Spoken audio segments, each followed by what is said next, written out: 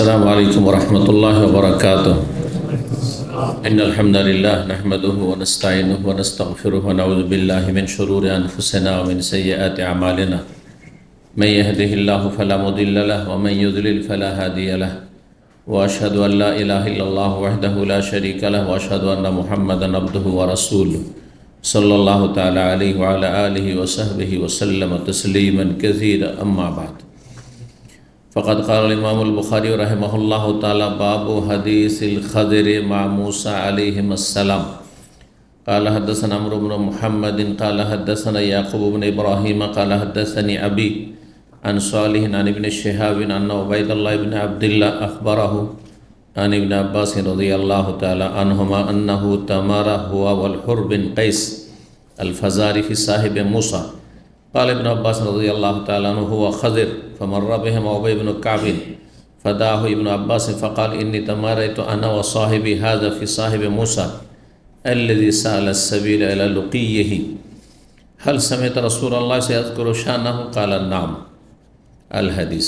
সম্মানিত মাতৃমণ্ডলী, আল্লাহ রাব্বুল আলামিনের প্রশংসা এবং প্রিয় নবী সাল্লাল্লাহু আলাইহি ওয়াসাল্লামের উপর সালাত ও সালামের পর আজ সোমবার 22 সফর 1446 হিজরি মোতাবেক 26 আগস্ট 2024 আমাদের ধারাবাহিক আলোচনা সহিহুল বুখারীর আহাদিসুল আম্বিয়া পর্ব, নবী রসুলগণ সম্পর্কীয় হাদিস। ইমাম বুখারীর এই পর্বের অধ্যায় নম্বর 27 বলছেন বিষয়বস্তু বাবু হাদিসিল খাজিরে মা মুসা আলাইহিস সালাম।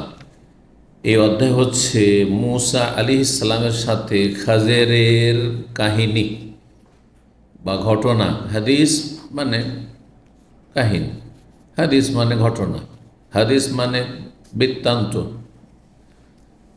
বয়ান, বিবরণ ইত্যাদি।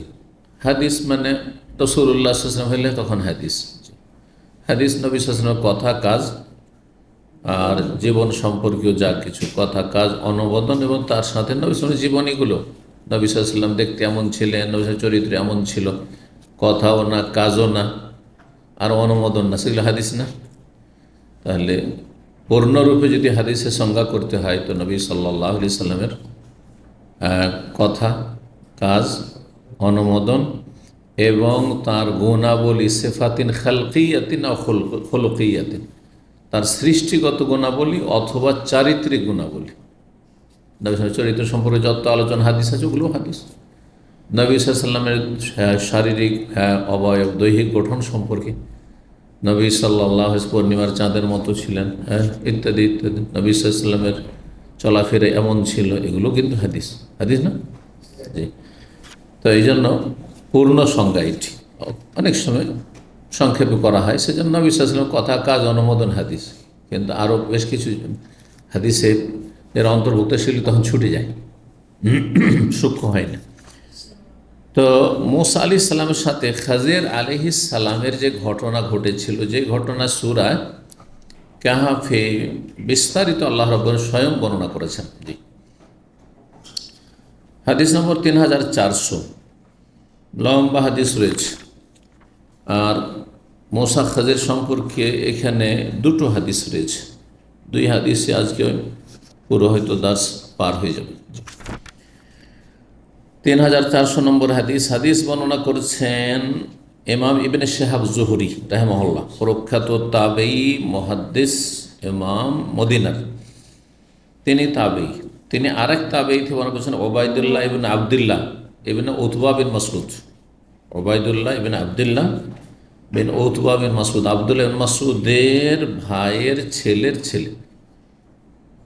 উতবা বিন মাসউদ, আবদুল্লাহ বিন মাসউদ, ভাই ভাইউল্লাহ। উতবার ছেলে হচ্ছে আবদুল্লাহ আর আবদুল্লাহ ছেলে হচ্ছে ওবায়দুল্লাহ। তিনি একজন বড় ফকিহ ইমাম ছিলেন, 7 জন অন্যতম মদিনার ফোকাহাদের অন্যতম তিনি, যাদেরকে এলমের সাগর বলা হয়তো ওই যুগে। ইযা কিলা মান ফিল ইলমি সাবআতু আবহরিন, যদি জিজ্ঞাসা করা হয় যে এলমের 7টি সাগরের নাম কি, তাবেঈনদের যুগে একটি কবিতা, একটি ছন্দে রয়েছে, রিওয়ায়াতুহুম লাইসাত আনিল হক খারিজা বা গাফিলা। তাদের বর্ণনাগুলি হকের বাইরে নয়, মানে তারা হাদিসের বড় পণ্ডিত জ্ঞানী ছিলেন, বিজ্ঞ ছিলেন। ফকল হোম ওবায়দুল্লাহ, এক নম্বরে এই যে ওবায়দুল্লাহ, তো ওবায়দুল্লাহ বড় একজন তাবেই ছিলেন। নাম মানুষ, নাম ভালো যথেষ্ট নয় মানুষের, আর নাম ভালো হইলেই যে তার কাজ কাম ভালো হবে এটাও যথেষ্ট নয় কিন্তু। কেন এই ওবায়দুল্লাহ নামে যেমন একজন বড় বিশিষ্ট তাবেই, ফকিহ, ইমাম, 7 জনের একজন ওই জামানা, তাবেইনদের জামানায় অনেক সাহাবাই কেরামদের ছাত্র তিনি, যে ওবায়দুল্লাহ বিন আবদুল্লাহ বিন উতবা রাসূল। তেমনি ওবায়দুল্লাহ বিন জিয়াদ আরেকজন কুখ্যাত, হ্যাঁ, মাসরার গভর্নর, লক্ষ লক্ষ মানুষের খনি। জি, তো তার মতো জালেম মুসলিম এখন পর্যন্ত পয়দা হয়নি। মুসলিম জাতিতে যতই বড় বড় জালেম যাক না কেন, এর মতো জালেম এখনও কেউ পয়দা হয়নি। এত বড় জালেম ছিল। আলাইহি মিনাল্লাহি মা ইস্তাহিক, যা কিছু করেছে পেয়ে গেছে। তারপরে ওলামারা কাফের বলেননি, কারণ কাফের বলাটি এত সহজ কথা নেই। 4টে কথা নয় যে কারোর সাথে আমার শত্রুতা আছে, অত কেউ কুখ্যাত খুব চরম অপরাধী সেই জন্য কাফের। কাফের কুফরি গণ্ডিতে পড়ছে কিনা এটা দেখতে হবে। ইসলাম থেকে খারিজ করার অধিকার একমাত্র তার, যার দিন হচ্ছে ইসলাম, যিনি ইসলাম নাজেল করেছেন তিনি এখন আল্লাহ। সুতরাং আল্লাহ বলবেন যে কে মুসলিম আর কে কাফের। আল্লাহ রাব্বুল আলামিনের কথার আওতাতে যদি সে কাফের পড়ে তাহলে কাফের হতে পারে, নাহলে আপনার বিরোধী, অনেক জুলুম অত্যাচার করেছে, দিলেন ট্যাগ লাগে নাস্তিকের বাচ্চা নাস্তিক, আপনি নিজে নাস্তিক হয়ে যাবেন এই অপরাধে। কিন্তু অত সোজা নেই, এই জন্য জবানকে কন্ট্রোল করতে হবে সবসময়। এত বড় অপরাধী আজকালকার জামানা হইলে কত যে ওর উপর টাইটেল পড়তো, হ্যাঁ, নাস্তিক, আর তারপরে কাফের, আর অমুক তমুক মেলাগুলো, হ্যাঁ, ইহুদির নাসাদের এজেন্ট, অমুক তমুক, হ্যাঁ, অনেক কিছুই পড়তো। কিন্তু তার সম্পর্কে আছে, যে অপরাধগুলি করেছে সবগুলি আছে ইতিহাসের পাতে। সেও ছিল কিন্তু ওবায়দুল্লাহ। এই জন্য নাম হইলেই যে সৎ হয়ে যাবে না, নামের সাথে সাথে মানুষকে চরিত্র গঠন করতে হবে, ইমান আকিদা আমল ভালো করতে হবে। বলছেন ওবায়দুল্লাহ বিন আবদুল্লাহ আখবরাহু আন আব্বাস, তিনি জানিয়েছেন তার ছাত্র ইবনে শাহাবকে। কার থেকে বর্ণনা করে? আবদুল্লাহ বিন আব্বাস রাদিয়াল্লাহু তাআলা আনহু থেকে। তো আবদুল্লাহ বিন আব্বাস রাদিয়াল্লাহু তাআলা আনহু সাহাবীর ছাত্র হচ্ছেন ওবায়দুল্লাহ বিন আবদুল্লাহ ইবনে উতবা বিন মাসউদ। ঘটনা কি বলছে? আন্নাহু তামারা হুয়া, একবার আবদুল্লাহ বিন আব্বাসের, নবী সাল্লাল্লাহু আলাইহি ওয়াসাল্লাম চাচাতো ভাই, আর আরেকজন সাহাবী হুর বিন কাইস ফাজারি, বানু ফাজারা বংশের, এই 2 জনের মাঝে বিতর্ক বেঁধে যায়। তামারা মানে হচ্ছে ঝগড়া দ্বন্দ্ব বা তর্ক বেঁধে যাও, বিতর্ক শুরু হয়ে যায়। ফির সাহেব মূসা আলাইহিস সালামের সঙ্গী সম্পর্কে, যে মূসা আলাইহিস সালামের যে সঙ্গী খাজের, এই খাজেরের সঙ্গে মূসা মানে মূসা প্রখ্যাত নবী, নাকি অন্য কোনো মূসা বনি ইসরায়েলদের যুগের, যিনি নবী নন, মানে যিনি রসুল মূসা আলাইহিস সালাম তিনি নন, অন্য কোনো মূসার সাথে এই ঘটনা ঘটেছিল, এটা একটি মত সেই যুগে অনেকে পোষণ করত। তার একজন হুর বিন কাইস। ইবনে আব্বাস রাদিয়াল্লাহু তাআলা বললেন হুয়া খাজের, মূসা আলাইহিস সালাম যিনি নবী তার সঙ্গী খাজের, মানে যে ঘটনা বর্ণনা মূসার খেজেরে সেটা মূসা নবীর ঘটনা, মূসা নবী আলাইহিস সালামের ঘটনা। আর হুর বিন কায়েসের মত ছিল, এখানে সংক্ষেপ করে দেয়, অন্য হাদিসে রয়েছে, তিনি বলতেন না সেটা অন্য মূসা, মূসা আলাইহিস সালাম আল্লাহর রসুল, আর আল্লাহর রসুল তিনি খাজেরের কাছে শিখতে যাবেন। হ্যাঁ, তো এই জন্য তারা বলতেন না ওইটা অন্য কোনো মূসা, সাধারণ মূসা, এই জন্য ভালো মানুষ মূসা। ফামাররা বিহিম উবাই বিন কাব, এখন তৃতীয় পক্ষ ফয়সালার জন্য যে কোনটা ঠিক, এই উভয়ে আপোষে বিতর্কে জড়িয়েছেন। সেই সময় অতিক্রম করছেন উবাই বিন কাব রাদিয়াল্লাহু, প্রখ্যাত সাহাবী এবং হাফেজে কোরআন, কারি এবং তারাবির ইমাম উমর রাদিয়াল্লাহু তাআলা আনহু জামানায়। তার কিরাত খুব সুন্দর ছিল। ফাদাহু ইবনে আব্বাস, আবদুল্লাহ ইবনে আব্বাস রাদিয়াল্লাহু তাকে ডাকলেন সমর্থন নেওয়ার জন্য। ফাকালা, বলে ইন্নী তামারাইতু আনা ওয়া সাহিবি হাযা, আমি এবং আমার এই যে সঙ্গী হুর বিন কায়েস, 2 জনে আমরা বিতর্কে জড়িয়েছি। ফিস সাহেব মুসা আলাইহিস সালামের সঙ্গী সম্পর্কে আল্লাযী সাআলা সাবিল আলা লুকিহি, যার সাথে দেখা সাক্ষাতের জন্য দিক নির্দেশনা, রাস্তা পথে নির্দেশনা আল্লাহর কাছে চেয়েছিলেন যে আল্লাহ কিভাবে এই খাজেরকে পাবো, তোমার বান্দাকে, যে বান্দার কাছে কিছু শিখার আছে। আল্লাহ বলে, যাও মুসা, তুমি বলছো আমার চাইতে বেশি জ্ঞানী নাই, তো দুনিয়াতে তুমি তো আর গায়েব জানো না, আল্লাহর বান্দাদের মতো কত কে জ্ঞানী আছে না আছে, তুমি একটা অনুমান ভিত্তিক কেন কথা বললে? এটা আল্লাহ রাব্বুল পছন্দ লাগলো না। সেজন্য বড়দের ছোট ভুল অনেক সময় ভুল হয়ে যায়। অথচ বাস্তবে যদি দেখা যায় তো মুসা আলাইহিস সালাম কথাটি ঠিক বলেছেন, মানে তার চাইতে বেশি জ্ঞানী কেউ ছিল না সেই জন্য। কিন্তু সব দিক থেকে নয়, কিছু কিছু বিষয়ে অন্য কেউ জ্ঞানী হইতে পারে। যেমন আজকে পৃথিবীর সবচেয়ে বড়, যদি মুহাদ্দিসকেও নিয়ে নেন আর আলেমকে নিয়ে নেন,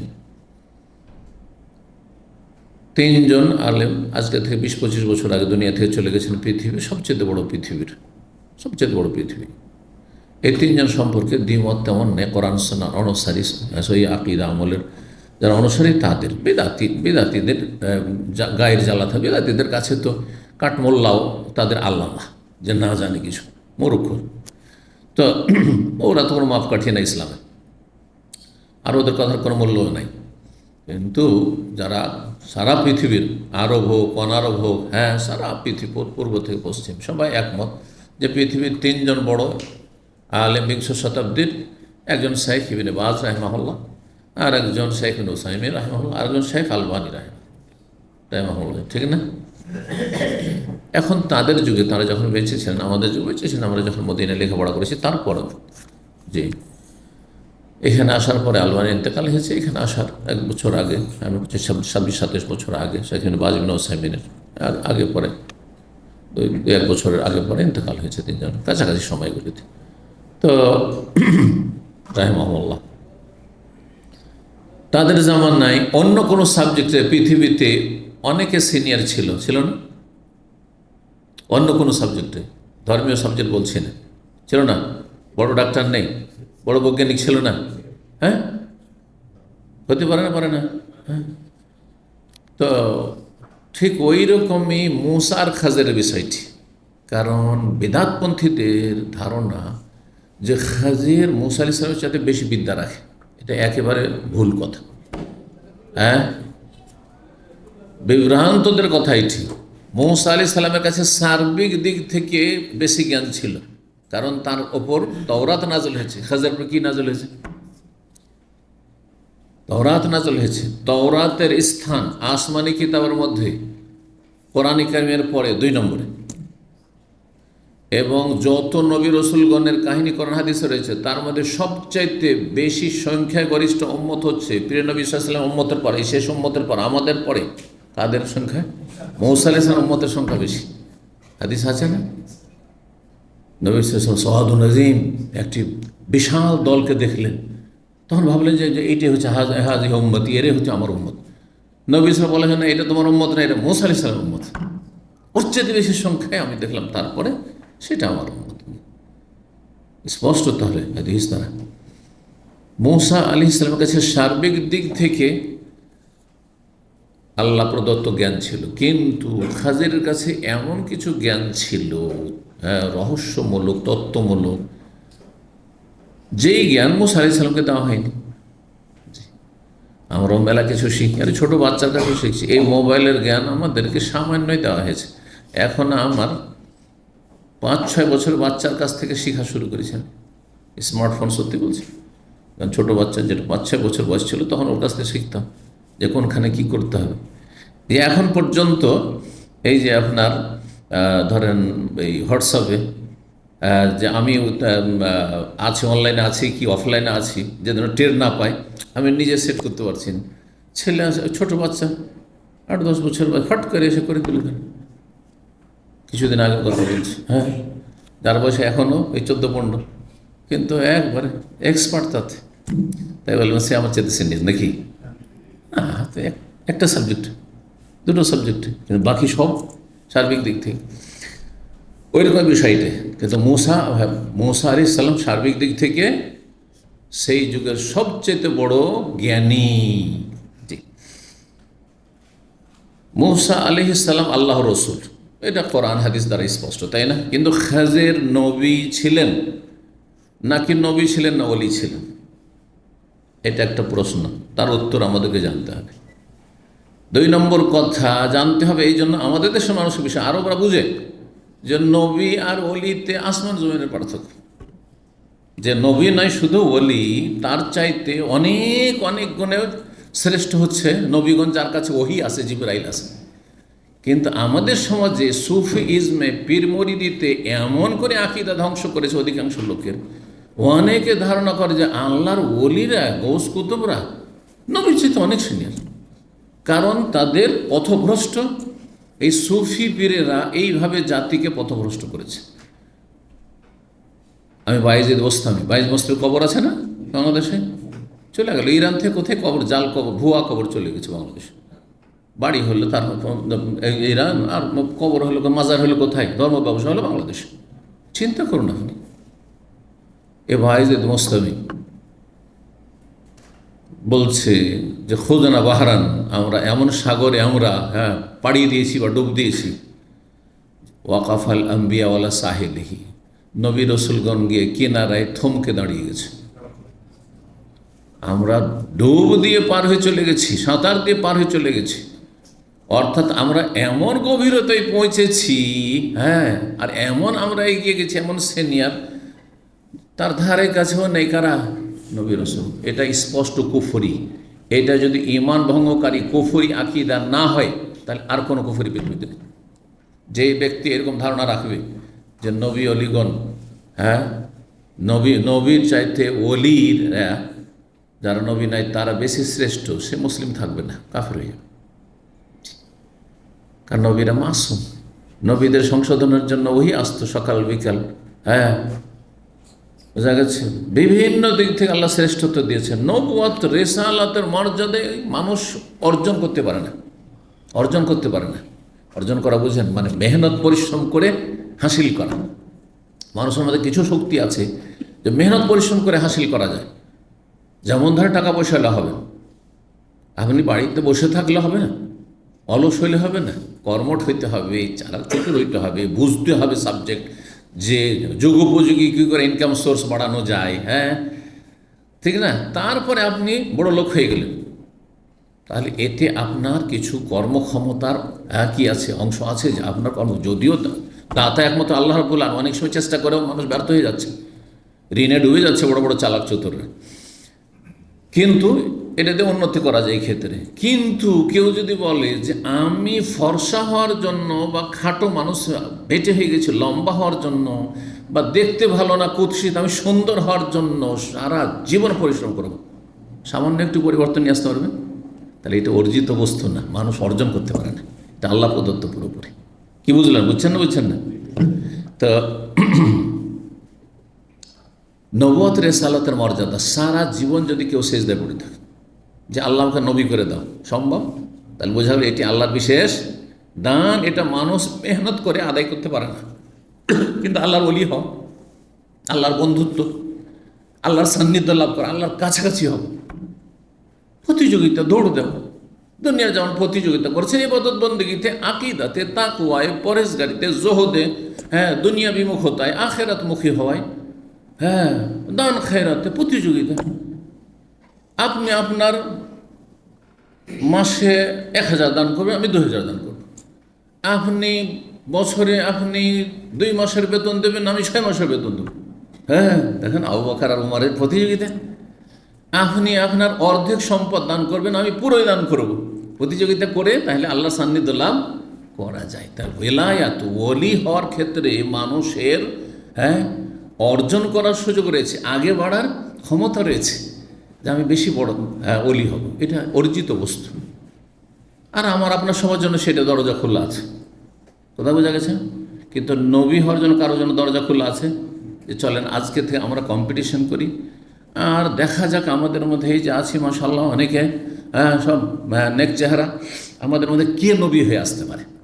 এমন কান্নাকাটি করবো আল্লাহর কাছে, আর এমন রিয়াজত আর মেহনত পরিশ্রম করবো, আর এত বেশি নামাজ রোজা হজ জাকাত করবো, দান খেরাত করবো, নবী হয়েই ছাড়ো, সম্ভব?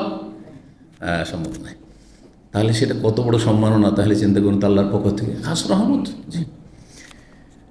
তো খাজির নবী ছিলেন না ওলি ছিলেন, ইখতলাফ রয়েছে। ইবনে তাইমিয়া রাহিমাহুল্লাহ নবী হন আর ওলি হন। নবী হইলে এক নবীর কাছে আর এক নবীর চাইতে কোনো কোনো ক্ষেত্রে বেশি জ্ঞান থাকতে পারে। এখন ধরেন আল্লাহর খলিলকে ইব্রাহিম আলাইহিস সালাম আর মুহাম্মদ সাল্লাল্লাহু আলাইহি ওয়াসাল্লাম, তাই না? আল্লাহর খলিল তো বলা হয়নি ইউসুফ আলাইহিস সালামকে, কিন্তু ইউসুফ আলাইহিস সালামের সৌন্দর্যের দিক দিয়ে যদি দেখেন তো ইউসুফ আলাইহিস সালাম অন্য অন্য নবীর চেয়ে সুন্দর, ঠিক না? তাই বলে কি সব দিক থেকে আপনি সিনিয়র বলবেন? না। তো খাজির আলাইহিস সালাম যদি নবী হন তো তিনি নবী, আর মূসা আলাইহিস সালাম নবী রসুল, কিন্তু মূসা আলাইহিস সালাম তার চাইতে শ্রেষ্ঠ নবী রসুল। তারপর তাওরাত নাযিল হয়েছে, খাজিরের উপর কোনো কিতাব নাযিল হয়নি আসমানে। জি। আর যদি ওলি হন তো ওলি আর নবী তো অনেক পার্থক্য রয়েছে মর্যাদার। হ্যাঁ, নবীর কাছে একজন নবী জুনিয়র হইলেও তার কাছে কিছু বিশেষ বিশেষ বৈশিষ্ট্য বা গুণ থাকতে, বিশেষ ইলম থাকতে পারে। তো মূসা আলাইহিস সালাম শ্রেষ্ঠ হলেও তার চাইতে বেশি এলেম থাকতে পারে, কিন্তু যদি ওলি হন তো বেশি এলেম থাকতে পারে বলছে, সেটাও সম্ভব।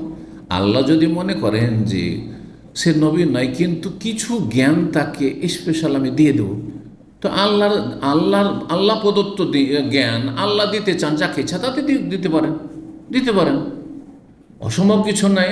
আর আমার আপনার সেখানে আপত্তি করার কোনো সুযোগ নেই, কারণ আল্লাহ দিচ্ছেন আল্লাহর জিনিস, আমার আপনারা দিচ্ছেন। কথা বোঝা গেছে না? তো তিনি নবী হন অথবা ওলি হন, তবে অধিকাংশ আলেমরা বলেছেন যে তিনি আল্লাহর ওলি ছিলেন, নবী ছিলেন না। জি, নবী ছিলেন না। আল্লাহ তাআলা আলাম। তাহলে দুটি মত হয়ে গেল, তিনি নবী ছিলেন একটি মত, আর একটি মত হচ্ছে আল্লাহর ওলি নবী ছিলেন না। তৃতীয় মত মৌলানা মওদুদী, জামাত ইসলামীদের ইমাম। মৌলানা মওদুদীর অনেক বিভ্রান্তি রয়েছে, তো তার মধ্যে একটি বিভ্রান্তি, তিনি বলেছেন যে তিনি নবীও ছিলেন না, ওলিও ছিলেন, তিনি ফেরেশতা ছিলেন। কারণ শরীয়ত বহির্ভূত বাহ্যিক কাজ ফেরেশতা ছাড়া, তার যুক্তি এটাই শুধু, শরীয়ত বহির্ভূত কাজ, অন্যায় কাজ, বাহ্যিক অন্যায় কাজ, এটা নবীও করতে পারে না, আর কোনো মুমিন ওলিও করতে পারেন না, একমাত্র ফেরেশতা করতে পারে, ঠিক না? কোন নবী কোনো মানুষকে খুন করতে পারবে? জায়েজ নয়। আর কোন ওলির জন্য জায়েজ একটা মানুষকে খুন করে দেবে, নিরীহ মানুষকে? না, তার জন্য হারাম, কাবিরা গুনাহ। কিন্তু ফেরেশতা যদি মনে করে যে গলাটা টিপে আল্লাহ কাছে রুহটা নিয়ে চলে যাব, অপরাধ নাকি? কারণ ফেরেশতা মোকাল্লাফ নাই, মালাকুল মওত রুহ কবজ করছে না, তার জন্য শর্ত আছে, বুড়ো হইতে হবে, তারপরে 10 বছর 12 বছর কচি কাজে বাচ্চা যুবক যুবতী তো জান কবজ করে নিয়ে আল্লাহ মালাকুল মওত নিয়ে চলে যাচ্ছে, ঠিক কিনা? তো তাহলে এই মতটি তাহলে ওটাই ঠিক নয় যে খেজের কি ছিল, ফেরেশতা। আচ্ছা, খেজের মানুষ ছিলেন, তাহলে ফেরেশতা নয়, তাহলে মানুষ। নবী হোক তবু মানুষ, আর ওলি হইলেও মানুষ।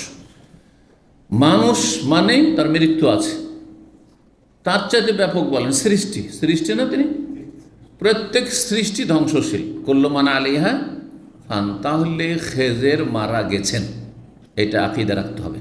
কারণ এইটিও ইন্ডিয়া বাংলাদেশের বেদাতি সুফিদের ভ্রান্ত ধারণা যে খেজের হচ্ছে মাছের নবী আর পানির নবী, আর খেজের মারা যায়নি, খেজের এখনও বেঁচে আছে, খেজের মারা গিয়েছেন, এটা আকীদা। তো কারণ খেজের যদি বেঁচে থাকেন, নবীও যদি হন, বা যদি কোনো আগের জামানার মানুষ, তিনি নবী সাল্লাল্লাহু আলাইহি ওয়াসাল্লামের আগের জামানার মানুষ, তিনি মুসা আলাইহিস সালামের যুগের মানুষ, মুসা আলাইহিস সালামের যুগের মানুষ যদি দীর্ঘায়িত হয়ে বেঁচে থাকেন, তো নবী সাল্লাল্লাহু আলাইহি ওয়াসাল্লাম যখন শেষ নবী আসলেন, সারা বিশ্বের সমস্ত মানুষের জন্য তিনি রসুল হয়ে আসেননি। কোনো একজন মানুষ মুহাম্মদ সাল্লাল্লাহু আলাইহি ওয়াসাল্লামের ঈমান নিয়ে আসবে না, সে মুসলিম থাকবে? এই মর্মে কি হাদিস নেই? ওয়াল্লাহি, আল্লাহ কসম করে বলছি, ওমর তুমি তাওরাত পড়ছো, তাওরাতে হেদায়েত খুঁজছো বিকৃত কিতাবে, আর তারপরে মনসুখ রহিতকৃত কিতাবে, তোমার হাতে কেন তাওরাত থাকবে? এই জন্য আজকাল বিভিন্ন ধর্মের চর্চা করা সাধারণ মানুষের জন্য জায়েজ নাই, বিশেষজ্ঞের জন্য, বড় আলেমদের জন্য জায়েজ, কাফেরদের খণ্ডন রদ করার জন্য। কিন্তু এমনি সামান্য একটু ইসলামের কোনো জ্ঞান আছে, আর পড়াশোনা বাইবেল আমি একটু পড়াশোনা করি, একটু আমি বেদ পুরাণও পড়ি, আর তারপরে তুলনামূলক আমি লেকচার দেওয়ার চেষ্টা করি, এটা জায়েজ নয় আপনার জন্য। কারণ আপনার কোরআনের এলেম নাই, যাতে হেদায়েত রয়েছে, নূর রয়েছে, আর আপনি ওই বাতিল কিতাব, বিকৃত কিতাবের আপনি এলেম হাসিল করতে যাবেন, আপনি আর বিভ্রান্ত হতে যাবেন। কোনো সময় শয়তান আপনাকে বিভ্রান্ত করতে পারে, জাহান্নামে নিয়ে যেতে পারে। তো আল্লাহে আল্লাহর ওমর কোথায়, ওমর তার উপরে এত রাগ করছেন নবী সাল্লাল্লাহু আলাইহি ওয়াসাল্লাম, কেন তুমি তওরাত পড়বে?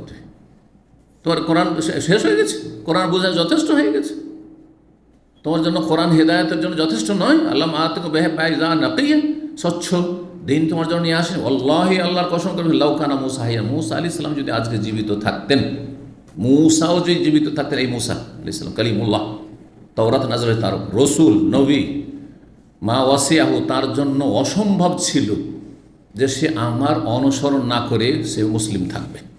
আইয়াত ইল্লা আইয়াত্তাবিআনি, মা ওয়াসিয়াহু ইল্লা আইয়াত্তাবিআনি, মা ওয়াসিয়াহু ইল্লা ইত্তিবাই, আমার অনুসরণ ছাড়া তার কোনো উপায় ছিল না। তাহলে খেজের যদি বেঁচে থাকে, তাহলে তার ইসলাম কবুল করা জরুরি ছিল না? তাহলে বোঝা গেছে তার আগেই মারা গেছে, নবী সাল্লাল্লাহু আলাইহি ওয়াসাল্লামের আগেই মারা গেছে। কখন মারা গেছে সেটা জেনেও লাভ নেই, কে কখন মারা গেল আমাদের জানার কোনো প্রয়োজন করে না। কে কতদিন বাঁচলো আর কত মারা গেল এইগুলো জেনে লাভটা কি? এতে আপনার লাইফের সাথে কোন সম্পর্ক রয়েছে? হালাল হারামের সম্পর্ক রয়েছে না, ইবাদত বন্দেগীর সম্পর্ক রয়েছে না? কোনো সম্পর্ক নেই। তো যাই হোক, কথা এই জন্য বাড়ালাম যে এই সব ক্ষেত্রে এই খেজের সম্পর্কে অনেক গুমরাহি রয়েছে বক্তাদের মধ্যে আমাদের সমাজে। খেজের বেঁচে নেই, মারা গেছে, এক নম্বর কথা। খেজের নবী হোক আর ওলি হোক, তিনি মানুষ। হ্যাঁ, খেজের মুসা আলাইহিস সালামের সাথে সিনিয়র নয়। হ্যাঁ, আংশিক মুসা আলাইহিস সালামকে আল্লাহ শিক্ষা দেওয়ার জন্য যে এমন কথা বলতেন নেই, কারণ তুমি সব কিছু রবের মতো আল্লাহর মতো জানো না। হতে পারে যে এমন কোনো ব্যক্তি আছে যে তোমার চাইতে কিছু কিছু বিষয় বেশি জানে, বোঝা গেছে না?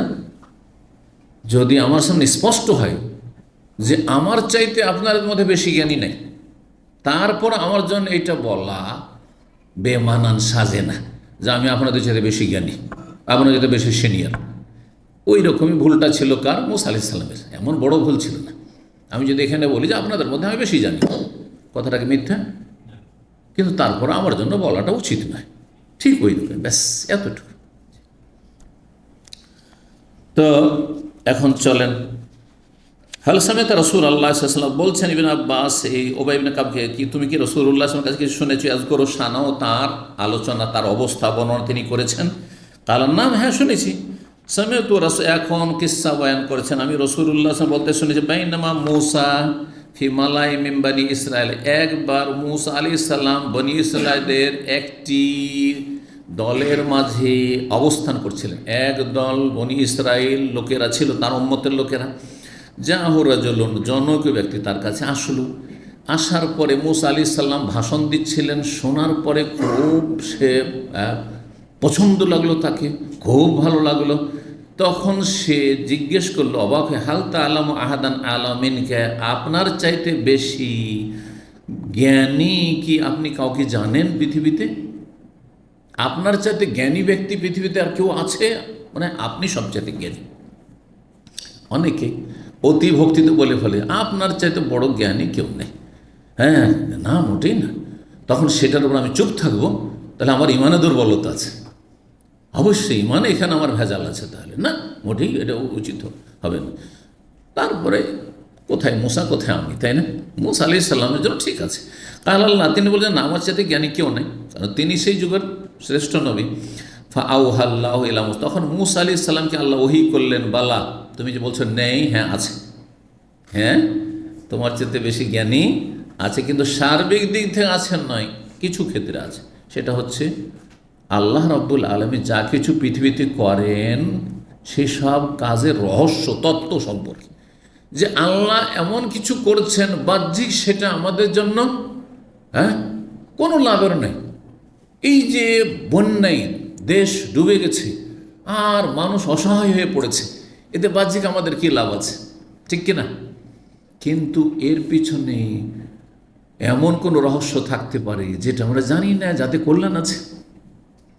এর মাধ্যমে অনেক আছে অসৎ যে হেদায়েত হয়ে যাবে, যারা যারা এই অবস্থায় যদি সুখেই থেকে যেত আর এ ভিটে মাটি ছাড়া না হইতো, অসহায় না হইতো, তাহলে সোজা হয়ে জান্নাতের রাস্তা ধরতো না হইতো।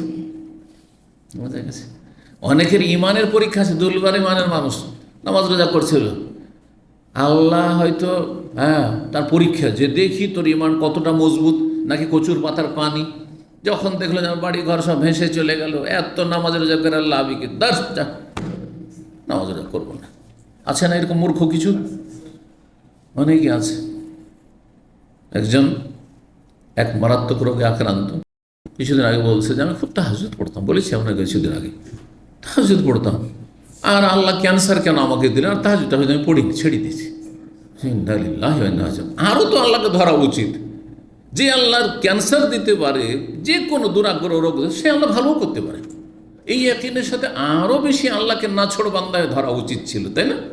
সেখানেও ছেড়ে দিল, তো আল্লাহর কি ক্ষতি করলো? নিজেরই ক্ষতি করলো। তা আল্লাহ এরকম কিছু লোককে পরীক্ষা করতে চান। এছাড়া বহুই হেকমত আছে। আল্লাহ এই নাস্তিকদেরকে শিক্ষা দিতে চান, তার যারা বলছে বন্যার মোকাবেলা করব, বন্যা পরিস্থিতি মোকাবেলা, আল্লাহর মোকাবেলা করব, কোন মোকাবেলা? হ্যাঁ, তাদেরকে শিক্ষা দিতে চান, সোজা করতে চান।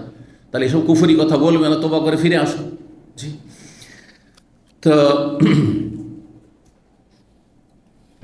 এ তো সামান্য দিয়ে একটা কথা। আল্লাহ যে আরও কত হেকমত আছে আল্লাহ ভালো জানেন, যে কোনো সৃষ্টিতে।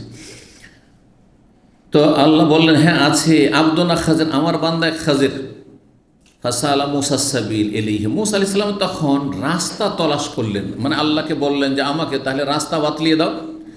ফাজুইলা লাহুল হুত আয়াতান, তার জন্য একটি বড় মাছকে নিদর্শন হিসাবে দিয়ে দেওয়া হলো, যে একটা মাছকে ফ্রাই করে নাও, ভাজি করে নাও, আর তারপরে নিয়ে বেরিয়ে যাও, যেখানে দেখবে যে মাছটা জীবিত হয়েছে, আর জীবিত হওয়ার পরে সেটা সাগরে ঝাঁপ দিয়ে চলে গেছে, আর নেই তোমার পাত্রে মাছ, সেখানে সে বান্দাকে পেয়ে যাবে। ফাসালা মুসা সাবিলা ফাজুইলা লাহু আয়া ওয়াকিলা লাহু, বলা হলো ইজা ফাকাদতাল হুতা, যখন তুমি মাছকে হারিয়ে ফেলে ফারজে, সেখানেই ফিরে যাবে, ফাইন্নাকা সাতালকা, সেখানেই তুমি নিশ্চয়ই তার সাথে সাক্ষাৎ করবে। ফাকান ইয়াতবাউল হুতা ফিল বাহরে, সেই মুসা আলাইহিস সালাম ইয়াতবাউল হুতা ফিল বাহরে, সাগরে সেই মাছের অনুসরণ করেছেন, মাছকে দেখতে আছেন যে মাছ আছে কিনা, মাছ আছে কিনা পাত্রে। ফকাল আলী মুসা ফকাল আলী মুসা ফাতাহ, মুসা আলাইহিস সালামকে তার খাদেম, ফাতা মানে যুবক আর ফাতা মানে খাদেম। সাধারণত খাদেম যুবকদের কি রাখে, বুড়োদেরকে খাদেম রাখে কাজ হয় না অনেক সময়, কারণ এমনিতেই বুড়ো নড়াচড়ায় ওই রকম অ্যাক্টিভ হইতে পারে না। এক, দুই নম্বর কথা, বলতেও লজ্জা লাগে। এখন দাড়ি পাকা মানুষ যদি টি-বয় হয়, তো ওকে আমি তো লজ্জায় পাবো যে ভাই চা এনে দেন বলতে, তাই না? কিন্তু যদি 15 বছর, 20 বছর, 25 বছর হয়, তো আমি বলতে পারবো। জি, এটা একটা রহস্য। এই জন্য ফাতামান এখানে খাদেম। তিনি তার খাদেমকে বললেন আরাই তাছা, বলো তো, ইজ আওয়াইন আলা সাখরা, মুসা আলাইহিস সালামকে তার খাদেম বললেন যে আচ্ছা শোনেন, আরাই তো মানে শোনেন, ইজ আওয়াইন আলা সাখরা, যখন একটা পাথরে গিয়ে আমরা আশ্রয় নিয়েছিলাম, সংক্ষেপ করে দিয়েছে, এখানে বিশ্রাম নিয়েছিলাম, রাস্তায় এসে বিশ্রাম নিয়েছিলেন। ফাইন্নি নাসিতুর, সেখানে কিন্তু মাছটা জীবিত হয়ে যায়, আর তারপরে সেখানে দুই সাগরের মিলনস্থল ছিল, সঙ্গমস্থল ছিল, আর সেখানে লাফ দিয়ে চলে যায় সাগরে। আর লাফ দিয়ে যে গিয়েছে পানিতে, যেখান দিয়ে পানিতে ঢুকেছে পুরো সুরঙ্গের মতো হেঁটে গেছে, আর পানি সেখানে স্থির হয়ে গেছে। পানিকে আল্লাহ রাব্বুল আলামিন সেখানে স্থির করে রেখে দিয়েছেন, পানির সাথে আর মিলেনি, সুরঙ্গের মতো রাস্তা হেঁটে গেছে পুরোটি। দেখা যাচ্ছে যেখানে সুরঙ্গ, পানির মধ্যে সুরঙ্গ থাকে, এটা একটা নিদর্শন, অসাধারণ একটা মুজিজা মুসা আলাইহিস সালামের। তো বলছেন যে সেখানে কিন্তু আমি বলতে ভুলে গেছি, ফাইনা আসের হতো, আমি সে মাছের কথা ভুলে গেছি। ওমা আনসানি ইল্লা শয়তান, আমাকে শয়তানই ভুলিয়ে দিয়েছিল। শয়তানই ভুলায় মানুষকে, যে কোনো কিছু শয়তানে ভুলায়। এই জন্য আল্লাহ কোরআনে বলে শয়তান পালাবে আল্লাহকে স্মরণ করলে। আর কায়াতে যেন ওয়াজকুর রব্বাকা ইযা নাসিতা, তুমি ভুলে গেলে রবের জিকির আজকার করো, রবের জিকির আজকার করো। কোনো কথা যদি ভুলে যান, হঠাৎ করে মনে করছেন একজনের নাম, ভাই অমুকের নাম বা অমুক একটা কথা আপনাকে বলতে চেয়েছিলাম, হঠাৎ করে দিমাগ থেকে বেরিয়ে গেল, হয় না? আরে এত চেষ্টা করছেন ওই কথা আর খুঁজে পাচ্ছেন না, ওই সময় আপনি কি করবেন? লা ইলাহা ইল্লাল্লাহ, আস্তাগফিরুল্লাহ, লা হাওলা ওয়ালা কুওয়াতা ইল্লা বিল্লাহ, সুবহানাল্লাহ, আলহামদুলিল্লাহ, যে কোনো জিকির করেন। হ্যাঁ, আল্লাহুম্মা সাল্লি আলা মুহাম্মদ, এটাও জিকির, কিন্তু দরুদ তার সাথে জিকির। কারণ আল্লাহর কাছে রহমত চাইছেন নবীর জন্য, এটা জিকির না? কারণ অনেকে এইটাকে মনে করে আপনি দরুদ পড়লেন, আপনি তো জিকির করলেন না। আরে ভাই, এইটাও জিকির। আল্লাহকে স্মরণ করছেন যে হে আল্লাহ তুমি নবীর ওপর রহমত বর্ষণ করো, তো এটা জিকির না আল্লাহ? তাহলে জিকিরকে ব্যাপক অর্থে বুঝতে হবে, জিকির কাকে বলে। আমাদের দেশে জিকিরকে একেবারে সীমিত করে দিয়েছে। আর বেদাতি জিকিরে জিকির, সুন্নতি জিকিরের কোনো সেন্সই নেই, নন সেন্স। তো বলছেন ওমান সানিউল্লা শয়তান ওয়ান আযকুরাহ, আর আমাকে ভুলিয়েছে শয়তানে সেটা স্মরণ করতে। মূসা আলাইহিস সালাম বললেন যালিকা মা কুন্না নাবগি, আরে ওই জায়গায় তলাশি তো আমরা আছি, যে ওই জায়গায় আমাদেরকে যেতে বলা হয়েছে, ওখানেই তো পাবো তাকে যার কাছে কিছু শিখতে হবে। তো বলছে ফারতাদ্দা আলা আসারিহিমা কাসাসা, সুতরাং উভয়ে ফিরে আসলেন তাদের পদাঙ্ক অনুসরণ করে পেছন দিকে। ফারতাদ্দা আলা, পেছন দিকে, উল্টো দিকে ফিরে আসলেন, যেখান থেকে অতিক্রম করে চলে গেছিলেন নিজের পদাঙ্ক অনুসরণ করে। সেই যুগে রাস্তা বানানো ছিল না, কোনখান দিয়ে কোন রাস্তা দিয়ে আসলাম, কোন পথে হেঁটেছি, আপনি মরুভূমিতে হাঁটলে আইডিয়া করতে পারবেন? মোটে আইডিয়া করতে পারবেন না। একমাত্র পদচিহ্ন, যে দেখি মানুষের পায়ের দাগ টাগ পাচ্ছি নাকি, দেখি তো দেখি, ওই দেখে দেখে দেখে আলা আসারে হামাকাস অনুসরণ করে করে করে যে ওই এই রাস্তা দিয়ে তাহলে এসছি। কারণ এই ডানে বামে একটু এদিক ওদিক হয়ে গেলে তো আর ওই জায়গায় খুঁজে পাওয়া যাবেন, বা ওই জায়গায় পৌঁছিতে পারবেন না, রাস্তা হারিয়ে ফেলবে। ফওয়াজাদা খাজেরান, সেখানে সে দেখছেন খাজের আলাইহিস সালাম আছেন। ফাকানা মিন শানিহিমা, আর তারপরে উভয়ের যে ঘটনা ঘটেছিল, আল্লাযী কাসসাল্লাহু ফি কিতাব, যা আল্লাহ তার কিতাবে সূরা কাহফে বর্ণনা করেছেন।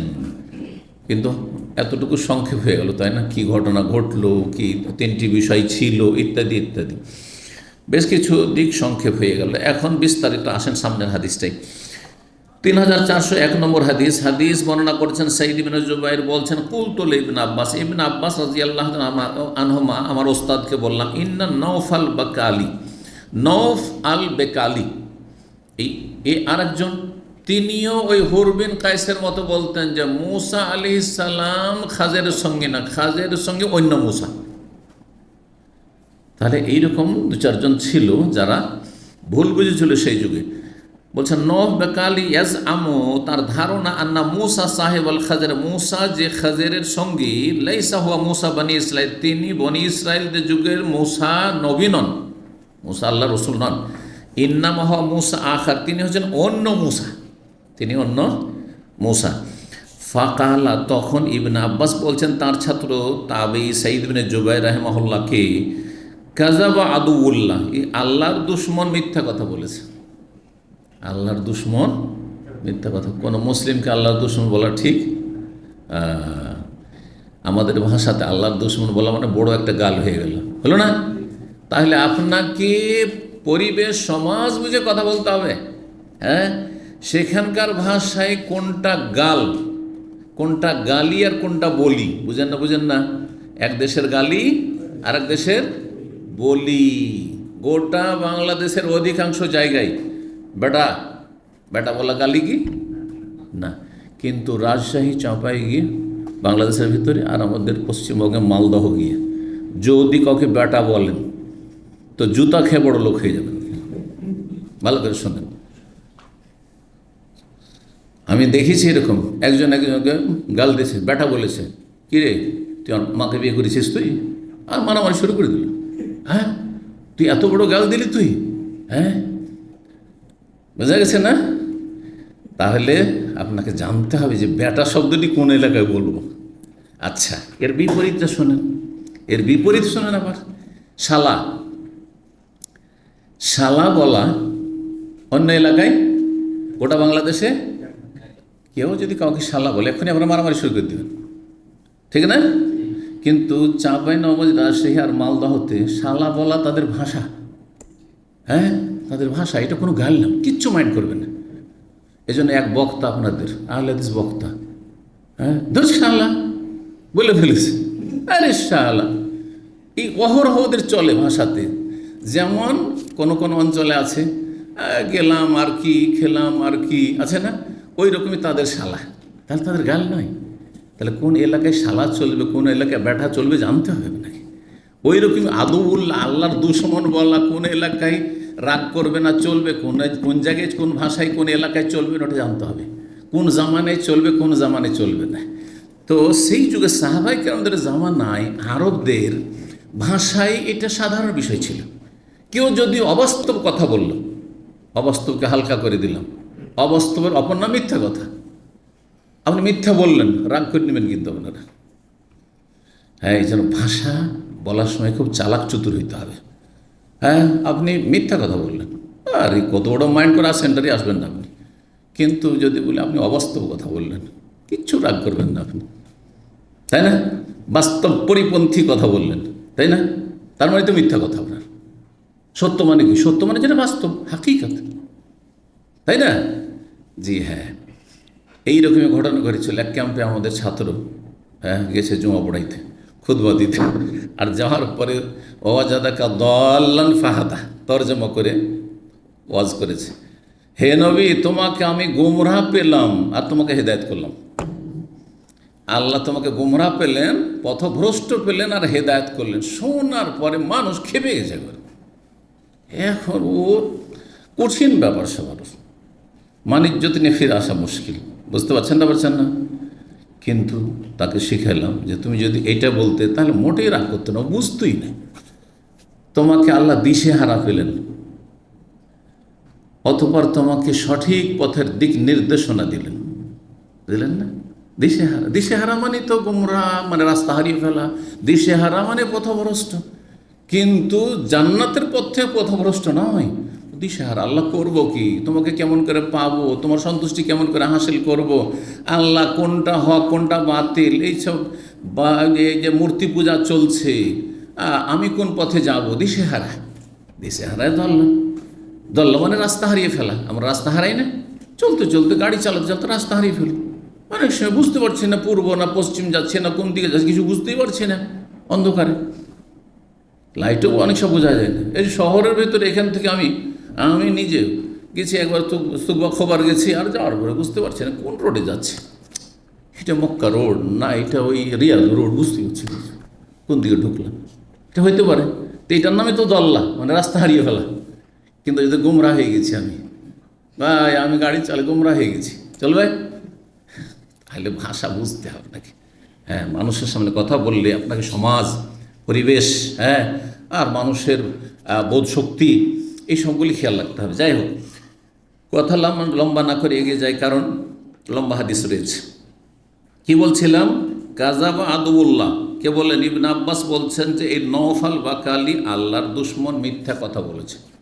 আরবদের মধ্যে এটাকে মাইন্ড করতো না, যে মিথ্যা কথা বলে বা অবাস্তব কথা বলে আল্লাহর দুশমন, আল্লাহর দুশমন। কিন্তু আমাদের দেশে আল্লাহর দুশমন বলা চলবে না।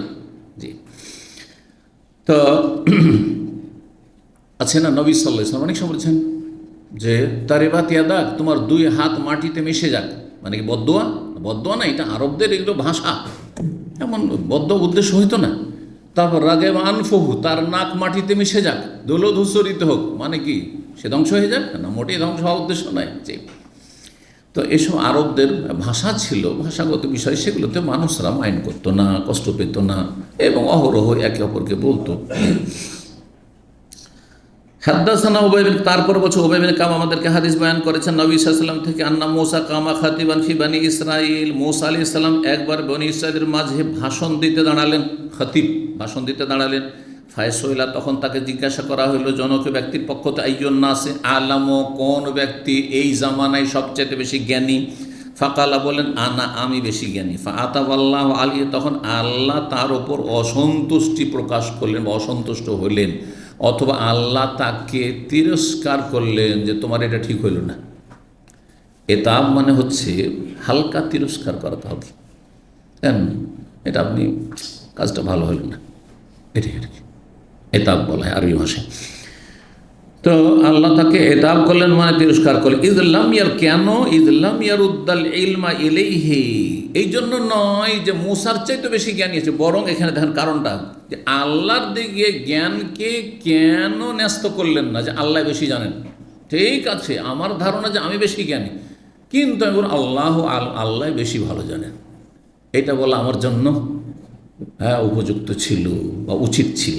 ঠিক, আল্লাহর ইলম আল্লাহর হাওয়ালা কেন করলেন না? আল্লাহ আলাম বলা উচিত। ফাকালাহু, তখন আল্লাহ বললেন মুসাকে, বলা হ্যাঁ শোনলি আব্দুন, আমার এক বান্দা আছে, বে মাজমাল বাহরাইন, দুই সাগরের সংযোগ স্থলে, দুটো সাগর এসে মিলিত হচ্ছে। বাংলাদেশে অনেক জায়গা আছে না, দুই নদী একসাথে মিলিত, চাঁদপুরের লোকেরা, হ্যাঁ চাঁদপুরের লোক আছে না, দুই নদী, একটা হচ্ছে পদ্মা আর একটা মেঘনা, জি মাজমাউল বাহরাইন। এখানে মাজমাউল নাহরাইন, নাহার মানে নদী। হুয়া আলমিনকা, তিনি তোমার চেয়ে বেশি জানেন, মানে সব বিষয় না, যেমন দেখা যাচ্ছে কোনো বিষয়। এই জন্য বলবেন, খেজর নিজেই বলবেন যে আমার কাছে কিছু জ্ঞান আছে যেটা আপনার কাছে হয়তো নেই, আর আপনার কাছে এমন কিছু জ্ঞান আছে যা আমার কাছে নেই। কালা এই রব্বে, হে রব, অমাল্লি বেহি, মানে কে আমাকে তাহলে সেখানে পৌঁছাবে। অরুবামা কালা সুফিয়ান বিন ওয়াইনা বর্ণনা করেছেন, এই রব্বে, অন্য রেওয়ায়েত রয়েছে হে রব, কাইফা লি বেহি, কেমন করে আমি তার কাছে পৌঁছবো। কালা, তখন আল্লাহ তা খোঁজো হুতান, একটি বড় মাছ নিয়ে, হুত বলা হয় বড় মাছকে, বড় একটি মাছ নিয়ে নাও। ফাত্তা জাউলফি মিকতালিন, সেটাকে একটি ব্যাগে নিয়ে নাও বা থলেতে নিয়ে নাও। হাইসুমা ফাকাত তালহুদ, যেখানে তুমি মাছটিকে হারিয়ে ফেলবে, ফাহুয়া সাম্মা, সে সেখানে রয়েছে। সাম্মা মানে হোনাকা, সোম্মা মানে অতপর, আর সাম্মা যখন সায়ে জবর দেবেন তখন হোনাকা, ফাসাম্মা অজহুল্লাহ, সেখানে আল্লাহ রয়েছেন বা আল্লাহর চেহারা। রুব্বামা কালা ফাহুয়া সাম্মা হাদি। ওয়াখাজা হুতান, মুসা আলাইহিস সালাম একটি মাছ নিলেন, ফাজা আলফি মিকতালিন, একটি পাত্রে নিয়ে এলেন, সুম্মান তালাক, তারপরে চলতে শুরু করলেন, হুয়া তিনি, ওয়া ফাতাহ, এবং তার খাদেম ইউসা বিন নুন, ইউসা বিন নুন, জি তার নাম ছিল, হাদিসে চলে আসলো।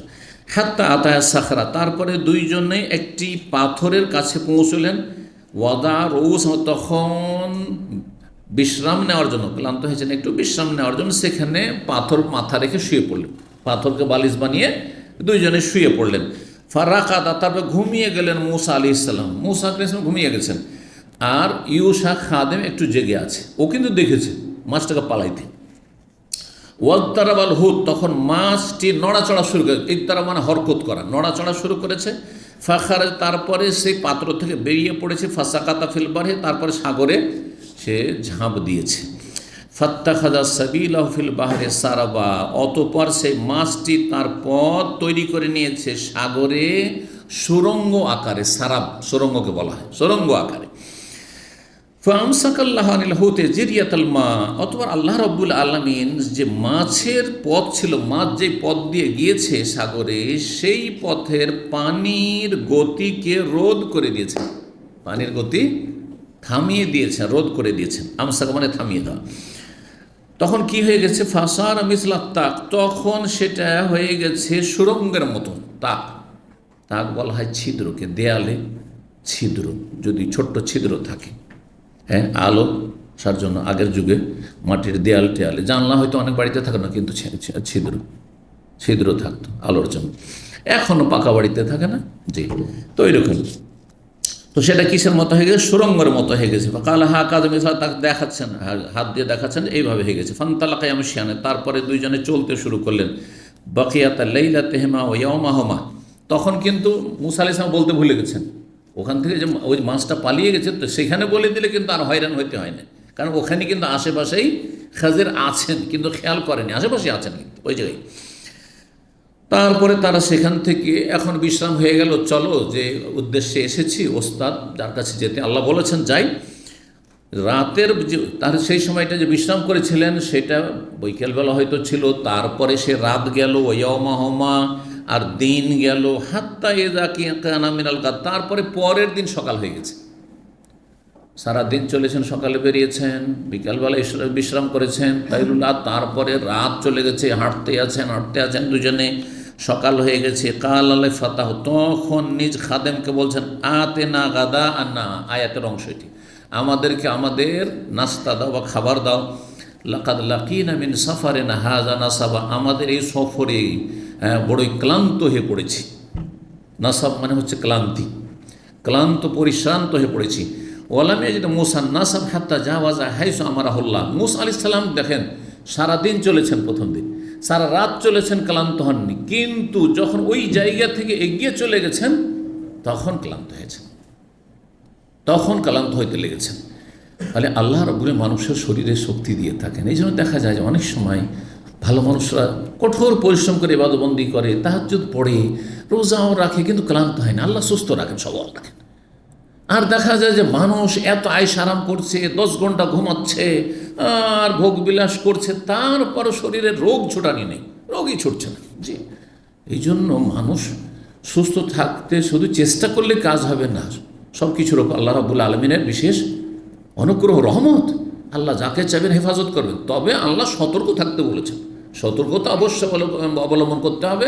আর শরীরের হক আদায়, মানে এর মানে এই নয় যে আপনি মোটেই ঘুমাবেন না আর মোটেই শরীরের হক আদায় করবেন না, করবেন, কিন্তু অল্পতে অনেক সময় মানুষ সুস্থ থাকে।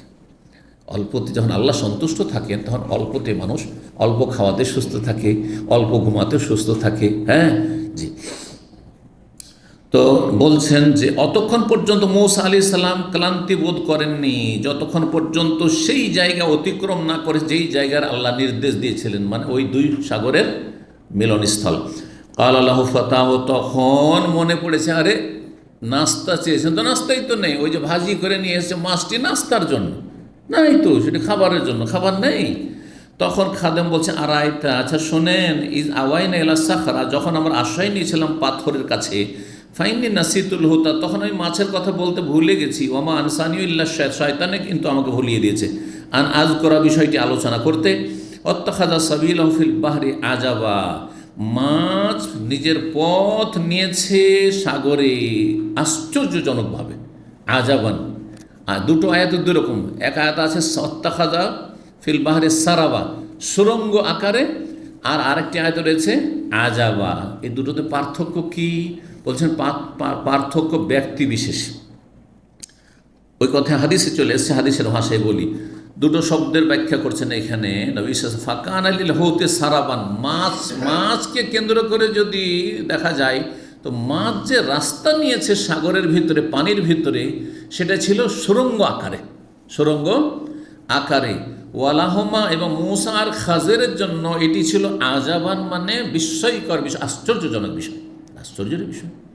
আরে মাছ যদি পানিতে ঝাঁপ দিয়ে দেয়, তো তার সাথে সাথে কি হয়ে যাবে? ছিদ্র বন্ধ হয়ে যাবে, কোথায় গেছে হদিস পাওয়া যাবে না। কিন্তু যে মাছ গিয়েছে, ও পুরোটা ছিদ্র হেঁটে গেছে, একবারে সুরঙ্গের মতো।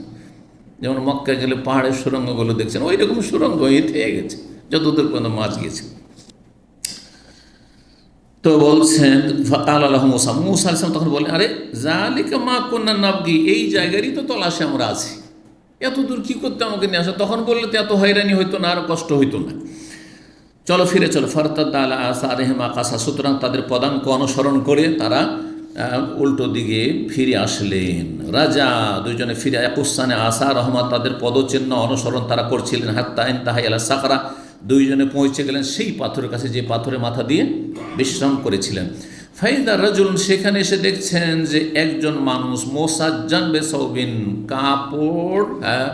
কাপড়ে জড়িয়ে বা কাপড় শরীরে পেঁচিয়ে শুয়ে আছেন।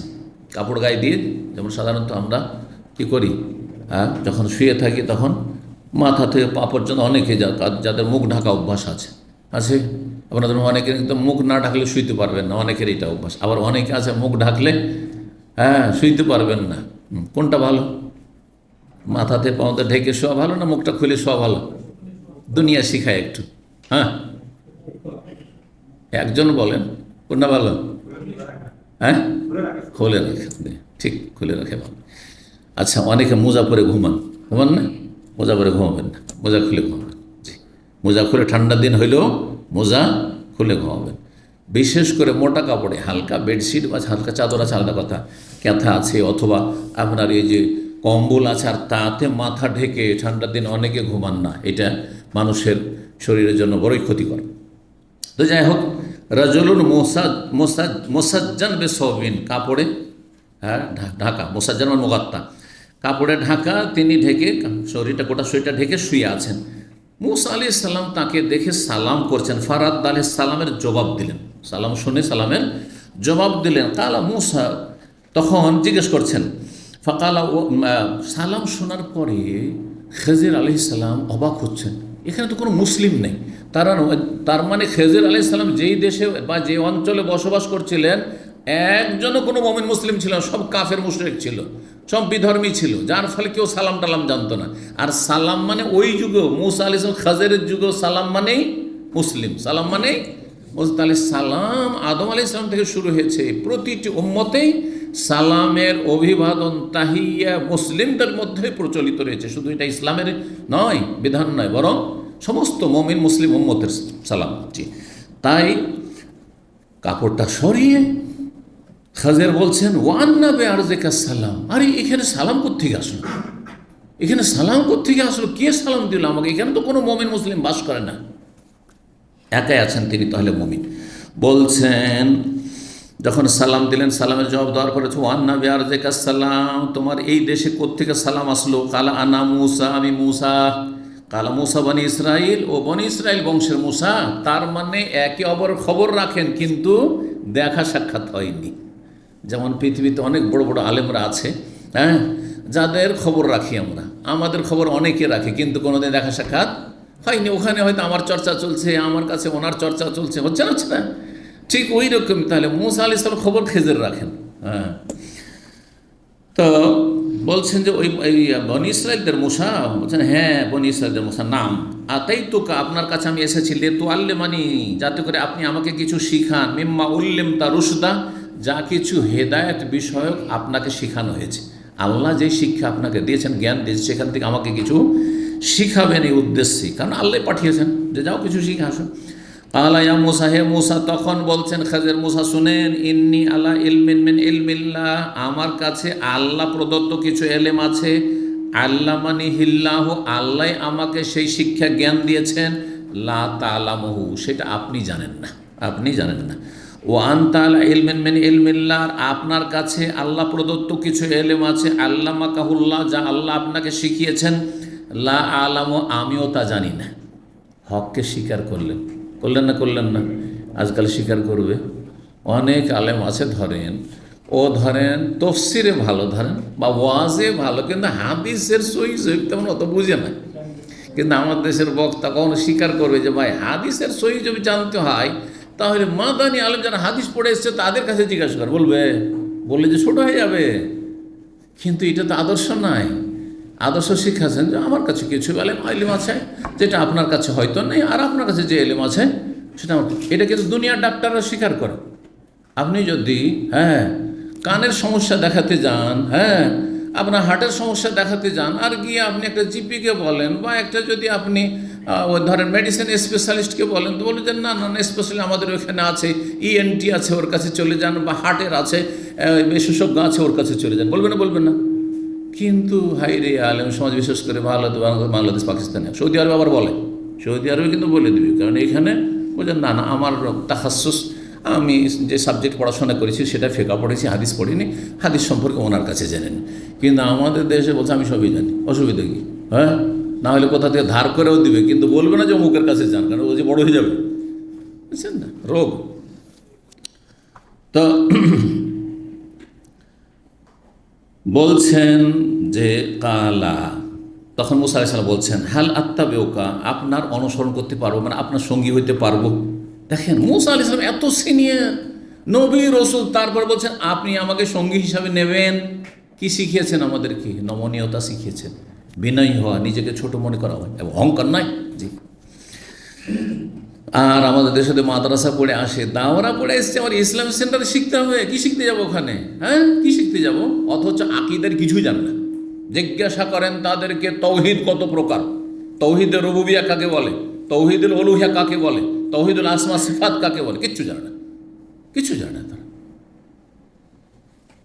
কিছু জানে না। তৈরি ব্যাস মাদ্রাসায় পড়ে এসছে, এখানে আমার শেখার দরকার নেই, যাও তুমি যাও। ওখানে মূর্খ লোকেরা যায়, আউযুবিল্লাহ। এই জন্য আল্লাহ এদেরকে হেদায়েত নসিব করে না। এসব মোল্লা যে মাদ্রাসা থেকে পড়া আসা আর যাদের মধ্যে অহংকার কাজ করছে, এদেরকে আল্লাহ সাধারণত হেদায়েত করে না। আরব দেশে 20 বছর 25 বছর থেকে যাচ্ছে, কেউ হেদায়েত নিয়ে যায় না এখান থেকে। এখানে রিয়াল নিয়ে যায়, জমজমের পানি নিয়ে যায়, আর এখান থেকে কিছু হজমরা বেদাতি তরিকায় নিয়ে যায়, সেটাও তো কবুল হবে না। বেদাতি তরিকার হজমরা আসুক, তারা হতভাগেরা। জি। তো বলছেন যখন দরখাস্ত করলে হাল আত্তাবিউকা, আপনার অনুসরণ করতে পারবো। কালা ইন্নাকা লান তাস্তাতিয়া মাইয়া সাবরা, আমার সাথে আপনি ধৈর্য ধরতে পারবেন না, পারবেন না। আর কেনই বা পারবেন? নিজের পক্ষ থেকে আমার ওজোরও, এইটা নয় যে আপনার মধ্যে যে সমস্যা আছে।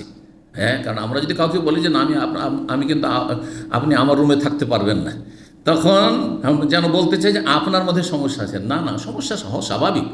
যদি এটাকে হালকা করতে চান, কি বলবেন, এটা হওয়া স্বাভাবিক, এটা হওয়া স্বাভাবিক ভাই, যে আপনার সাথে আমার মতের মিল হবে না, এটা স্বাভাবিক। হ্যাঁ, তো ওইটাই বলছেন এখানে, বলছেন ওয়াকাইফা তাসবিরু, আপনি কিভাবে ধৈর্য ধারণ করবেন আলা এমন কিছু বিষয়ে মা আলাম তহিদ বিহি খবরা, যেই সব বিষয়ের রহস্য আপনাকে জানানো হয়। আমি এমন কিছু কাজ করব বাহ্যিক, সেগুলো হ্যাঁ একেবারে বর্জনীয় কাজ, হ্যাঁ অন্যায় কাজ, আপনি ভিতরের রহস্য তো আপনি জানেন না, কিন্তু আমাকে আল্লাহ ওই রহস্যগুলো জানিয়েছেন যে এটা এই জন্য করতে হবে, এটা এই জন্য করে দিতে হবে, যদিও বাহ্যিক খারাপ কাজ কিন্তু করতে হবে। বোঝা গেছে না? কিন্তু আপনি তো জানেন না, তখন তো আপনার তো আপত্তি উঠবেই, আপত্তি উঠবেই, স্বাভাবিক ওইটাই। তো বলছেন এলা কওলিহি, হ্যাঁ মালাম তাস্তা জালিকা তাউইল মালাম তাস্তা আলাইহি সবরা, সূরা কাহফের আয়াত 67 থেকে 69 পর্যন্ত এখানে রয়েছে আমরান ইন্নাকা লান তাসতামি আয়া কাইফা তাসবিরু আলা মা লাম তুহিত বিহি খবরা ক্বালা সাতাজিদুনি ইনশাআল্লাহু সাবিরান ওয়ালা আসিলাক আমরা। তখন মুসা আলাইহিস সালাম কি বললেন? যে না না না, আমি ধৈর্য ধরবো, আপনার সাথে ওয়াদা করছি। জি, ইন্নাকা লান তাসতামি কাইফা তাসবিরু আলা মা লাম তুহিত বিহি খবরা ক্বালা সাতাজিদুনি ইনশাআল্লাহু সাবির, আমাকে অবশ্যই ধৈর্যশীল পাবেন, ওয়ালা আসিলাকা আমরা, আপনার কোনো কাজের আমি বিরুদ্ধাচরণ করবো না, আপনার কোনো কাজে বা নির্দেশের আমি কি করব না, নাফরমানি বা বিরুদ্ধাচরণ করব না। এই আমরা শব্দটি এসছে নির্দেশ বা কাজ, আমর মানে কাজও হয় আর আমর মানে নির্দেশও হয়। ফান্তালাকা, তারপর দুইজনে চলতে লাগলেন। এখন কে কে চলতে লাগলেন? খেজের আর মূসা। ওই যে খাদেমের কথা কিন্তু আর আসবে না, অথচ খাদেম হয়তো সাথে আছেন, খাদেমকে বলে তুই ঘুরে চলে যাবি, কথাও তো হাদিসে নেই, কিন্তু সাথে যে নিয়েছেন এইটাও নেই, কারণ এইখানে আর খাদেমের কোনো ম্যাটার নেই, খাদেমের কোনো কাজ নেই, ওর কাজ হচ্ছে খেদমত করা, শেষ এখান থেকে। এখন দুইজনের ঘটনা শুধু আসবে। জি, এটাই তো বলছেন। দুজনে চলতে লাগলেন ইয়ামশিয়ানে আলা সাহিলিল বাহরে, সাগরের কিনারা কিনারা। ফামাররাত বিহিমা সাফিনা, তারপরে দেখছেন যে একটি পানি জাহাজ যাচ্ছে। কাল্লামহুম, এখন এপার থেকে ওপার যাবে পানি জাহাজে চড়ে। কাল্লাম বা নৌকা, পানি জাহাজ তো সাফিনা, সাফিনা মানে ওই যুগে নৌকা হইতো, এখন সাফিনা মানে হচ্ছে পানি জাহাজ, জলজাহাজ। কাল্লামুহুম, তাদের সাথে কথা বললেন এরা, আইয়াহমেলুহুম, যে আমাদেরকে যেন উঠিয়ে নেওয়া হয়, চলো আমাদেরকেও নৌকাতে উঠিয়ে নাও। ফারাফুল খাজেরা, ওই এলাকার লোকেরা কিন্তু খাজেরকে চিনত, তাহলে এলাকায় পরিচিত মানুষ, উনি সম্ভ্রান্ত মানুষ, পরিচিত মানুষ, তারা খাজেরকে চিনে নিলেন। ফাহামালুহু বিগাইরি নাওলিন, তারা কিন্তু তাকে উঠিয়ে নিলেন মুসা আলাইহিস সালামকে সহ, বিনা কোনো পারিশ্রমিকে, কোনো কিছু নিলেন না, ভাড়া টাড়া কিছু নিলেন না, ফ্রিতে উঠিয়ে নিলেন। তাহলে বোঝা যাচ্ছে যে ওলামায়ে কেরামদের বা সম্মানিত লোকদের সম্মান করা, তাদেরকে ফ্রি কিছু সার্ভিস দেওয়া, ওইটা কোন যুগ থেকে চলে আসছে, না যুগ যুগ ধরে চলে আসছে। যে অনেকে করেন ভালো মানুষরা, জাযাহুমুল্লাহ। ফালাম্মা রাকিবা ফিস সাফিনাতে, যখন দুইজনে চড়লেন কিসে, সেই নৌকায়, যা ওসফুরুন, একটি চড়ুই পাখি আসলো, চড়ুই পাখি, ওসফুর ছোট্ট পাখি। কাল হারফিস সাফিনা, তারপরে সেই নৌকার এক কিনারে বসে গেল, নৌকার কিনারে বসে গেল, ই আল্লাহর পক্ষ থেকে আসছে। ফানাকারা ফিল বাহরে নাকারাতাও নাকারা, তারপরে সাগর থেকে একবার বা দুইবার পানি পান করলো। পানি পান করে কেমন করে পাখি? হ্যাঁ, তো এক ঠোঁট, একবার ঠোঁট দিয়ে বা দুইবার ঠোঁট দিয়ে কী করলো, পানি পান করলো। কাল আল্লাহ খাজের, তখন খাজের মুসা আলাইহিস সালাম বললেন, ইয়া মুসা, হে মুসা, মা নাকাসা ইলমি ওয়া ইলমুকা মিন ইলমিল্লাহ ইল্লা মিসলা মা নাকাসা হাযার রাসূল মিন কারিমিন আল বাহরে, আমার এলেম যতটা আছে আর তোমার এলেম যতটা আছে, এতে আল্লাহর এলেমে কতটা কমতি, কোনো কমতি হয়নি। ঠিক ওই রকমই উদাহরণ, যেমন এই বিশাল সাগর থেকে একবার বা দুইবার ঠোঁট দিয়ে পানি পান করে কতটা পানি কমিয়েছে এই চড়ুই পাখি, তেমন কিছুই কমায়নি, তাই না? ঠিক ওই রকমই আল্লাহর এলেমের শেষ নেই। আল্লাহর এলেম হচ্ছে অসীম, আমাদের কাছে কি এলেম, সামান্য এলেম আছে। এই কথা যখন আমাদের অনুভূতিতে থাকবে, যতই বড় আমি আল্লামা হয়ে যাই না কেন, আমার কাছে সামান্য এলেম আছে। ওই পাখি যতটা একবার দুবার ঠোঁট দিয়ে পানি নিয়েছে, ততটা এলেম আমার কাছে নেই এলেমের সাগরের তুলনায়। এটা সবসময় আমাদেরকে অনুভূতি রাখতে হবে, তাহলে অহংকার থেকে বাঁচতে পারবেন। কিন্তু যদি মনে করেন যে এতদিন লেখাপড়া করি আর এতদিন ধরে আমি ফতোয়া দিই, হ্যাঁ আমি নিজেই ফতোয়া দিই, কারো ফতোয়া আমি নকল করি না, তাহলে তো বেলুনের মতো এমন ফুলে যাবেন যে বাস্ট হয়ে যাবে না বেরি। বোঝা গেছে?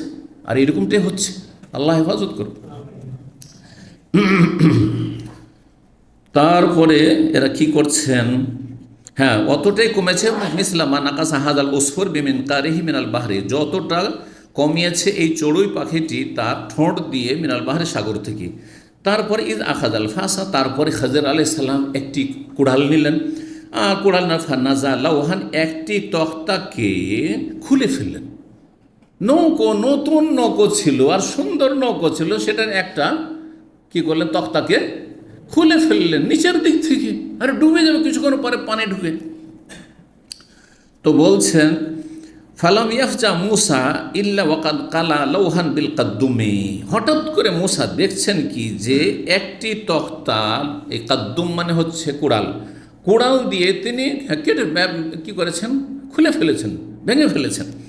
ফকাল আল্লাহ মুসা, মুসা আলাইহিস সালাম তখন মাসা নাতা, মুসা আলাইহিস সালাম খেজের কি আর বরদাস্ত করতে পারেননি, এটা কেমন কথা হইল, আরে ফিরি ফিরি নৌকাতে উঠালেন, নতুন নৌকা দিলেন, নৌকাটাকে ভেঙে, এটা কেমন কাজ, একটু পরে তো ডুবে যাবে এরকম করে, হ্যাঁ পানি ঢুকে যাবে দিয়ে। মাসানাত, আপনি কি করলেন, কওমুন, এমন এক সম্প্রদায়ের কাছে আসলেন, হামালুনা বেগাইরে নাউলিন, আমাদেরকে বিনা পয়সাতে নৌকাতে উঠালেন, আমার তাইলা সফিনাতে, তাদের নৌকাকে উদ্দেশ্য করে আপনি শাখারাক তাহা, সেটাকে ভেঙে ফেললেন, লেতুবরিকা আহলাহা, এই নৌকাবাসীকে ডুবিয়ে দেওয়ার জন্য, নৌকাবাসী ডুবে যাবে। লাকাত জেতা শেয়ান ইমরা, আপনি বড়ই গুরুতর কাজ করে ফেললেন, ইমরান, হ্যাঁ আশ্চর্য কাজ, এটা গুরুতর কাজ করে ফেললেন আপনি। কালা, তখন খেজের বলছেন আলাম আকুল, আমি কি বলিনি, ইন্নাকা লান তাসতাতিয়া মাইয়া সাবর, আমার সাথে আপনি ধৈর্য ধরতে পারবেন না, আগেই তো বলেছি, আপনি আসলেন কেন তাহলে আমার সাথে। কালা, তখন মুসা লা তু আখেজনি, দেখেন আমাকে ধরিয়েন না, আপনি পাকড়াও করিয়েন না, বেমান আসি তো আমি ভুলে গেছি, আমি যে আপনার সাথে ওয়াদা করেছি। মানুষ যখন আবেগে চলে আসে বা রাগে চলে আসে তখন পেছনের কথা ভুলে যায়, হ্যাঁ পেছনের কথা বলে যায়। অনেক সময় স্বামী স্ত্রীতে সমঝোতা, কম্প্রোমাইজ হয়েছে, যা তোমাকে আর কিচ্ছু বলবো না, হ্যাঁ তোমাকে একটা জীবনে গাল দেবো না, আর জীবনে কোনো দিন তোমার উপর রাগ দেখাবো না। আর তারপরে হঠাৎ দেখছেন এমন একটা উল্টা মেজাজ, উল্টা কাজ করেছে স্ত্রী, আবার মেজাজ গরম হয়ে কী বলে দিয়েছে। তখন স্ত্রী বলে যে তুমি তো বলেছো যে আর রাগ করবো না, তখন আরে ভুলে গেছিলাম। হ্যাঁ যদি স্যারেন্ডার করার মতো ক্ষমতা থাকে তাহলে আর না হলে বললেন যে তোমার এই সব মানি না আমি, তাই না? হ্যাঁ তো ওই রকমই হয়েছে, থামতে পারেননি মুসা আলাইহিস সালাম। এটা দেখে লা তো আখিজনি বিমা নাসিত, আমি ভুলে গেছি সুতরাং আমাকে পকড়াও করি, ওয়ালা তুর হেকনি মিন আমরি ওসরা, আর আমার এই কাজের ক্ষেত্রে কঠোর হবেন না আপনি কঠোর হইয়েন না, একবারে কঠোর হয়ে গিয়ে আমাকে আপনি তাড়িয়ে দিবেন আর কিছু শেখাবেন না, এটা করিয়েন না। ফাকানাতুল উলামি মুসা নিসা, মুসা আলাইহিস সালাম প্রথমবার ভুলে গিয়ে আপত্তি করেছিলেন, ফালাম্মা খা, দ্বিতীয়বার, তৃতীয়বার, দেখেন তিনবারই শুধু তিনটা দেখিয়েছেন।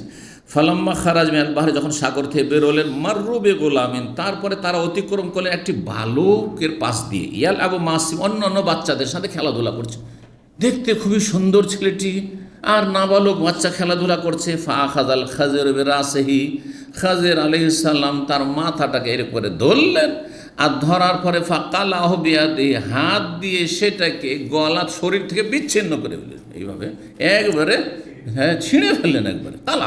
কালা মানে এবার উঠিয়ে ফেলে দেওয়া, মানে ছিঁড়ে ফেলে দিলেন। সুবহানাল্লাহ। আওমা সুফিয়ান বেআতরাফে আসাবেহি, সুফিয়ান ইঙ্গিত করে দেখিয়েছেন যে এইভাবে ধরেছিলেন, আঙ্গুল দিয়ে মাথাটাকে ধরে, আর তারপরে কান্নাও ইয়াক্ত হুসাইন, যেন কোনো কিছু উঠাচ্ছেন, যেমন আর ফলমূল হ্যাঁ উঠাই বা পাড়ি, ওইভাবে। কালালাহু মুসা, তখন মুসা আলাইহিস সালামকে আর রাগ থামতে পারেন, একটা নিষ্পাপ ছেলেকে, নিরীহ ছেলেকে এইভাবে খুন করে দিল, এটা কেমন কথা হইল। বলছেন আকাতালতা নাফসান জাকিয়াতান বেগাইরে নাফসিন, আপনি এমন এক মানুষকে আপনি খুন করলেন, বেগাইরে নাফসিন, কোনো মানুষকে সে অন্যায়ভাবে হত্যা করেনি, এমন না যে জানের বদল জান নিলেন, আপনি কী কাজ করলেন, নিরীহ একটা বালককে আপনি হত্যা করে দিলেন, পাক পবিত্র আত্মাকে। লাকাত জেতা শাইয়ান নুকরা, আগের বাল ইমরা বলেছেন মানে গুরুতর কাজ করেন, এবার বলছেন অন্যায় কাজ করলেন আপনি, নোকরা মানে মুনকার কাজ, আপনি হারাম কাজ করে দিলেন আপনি। লাকাদ জিতা শাইয়ান নকরা, আপনি কি কাজ করলেন? বড় অন্যায় কাজ করে ফেলেন। কালা, তখন খেজর বলছেন আলাম আকুল্লাকা, আপনাকে বলিনি? এটা 16তম পারার প্রথম আয়াত। ইন্নাকা লান তাস্তাতিয়া মাইয়া সাবরা, আগে ছিল আলাম আকুল, এখানে আলাম আকুল্লাকা, তোমাকে বলিনি? জি, তাগিদ দিতে রয়েছে, তোমাকে বলিনি যে তুমি আমার সাথে ধৈর্য ধরতে পারবে না ভাই? কালা, তখন বলছেন দেখেন যাক, যা হয়েছে হয়েছে। ইনসাল তো কান সেই বাধা, এরপর যদি আপনাকে কোনো কথা বলি, কোনো কিছু জিজ্ঞাসা করি, কোনো এতরাজ আপত্তি করি, ফালা তো সাহেবে, তাহলে আমাকে আর সঙ্গে নিয়েন না আপনি, তাহলে আমাকে ছেড়ে দিয়ে না আপনি। কাদ বালাগতা মিল্লাদুন্নি ওজরা, আমার পক্ষ থেকে আপনি চূড়ান্ত ওজোর অজুহাতে পৌঁছে গেছেন। মানে আপনি যদি আমাকে এখন বলেন যে না তোমাকে রাখবো না, তাহলে এতে কোনো দোষের কথা নেই, কারণ আপনি পেয়ে সুযোগ, আপনি যেটা সুযোগ পাওয়ার পেয়েছেন, মানে ওজোর অজুহাত আপনার কাছে আছে, জি, যুক্তিসঙ্গত। তারপরে বলছেন এখন তৃতীয় ঘটনা, বলছেন ফান্তালাকা, দুজনে চলতে লাগে, হাত্তা ইজা আতায়া আহলা কারিয়া, আসলেন একটি গ্রামের অধিবাসীদের কাছে, একটি গ্রামে আসলেন। খুব খিদে লেগেছে দুজনকে, প্রচণ্ড খিদে লেগেছে, আর সেই যুগে তার কোনো দোকানপাট আর হোটেল উমুক তুমুক কিছুই নাই, তাই না? তো কী করতে হবে? গ্রামবাসী খাওয়াইতে হবে। এই জন্য শরীয়তে আছে যে যে কোনো পরিচিত আর অপরিচিত হোক, মেহমান কেউ এসেছে এলাকা বাইরে থেকে এসে আপনাকে খাওয়াইতো, 3 দিন খাওয়াইতো, 3 দিন খাওয়ানো অজেব।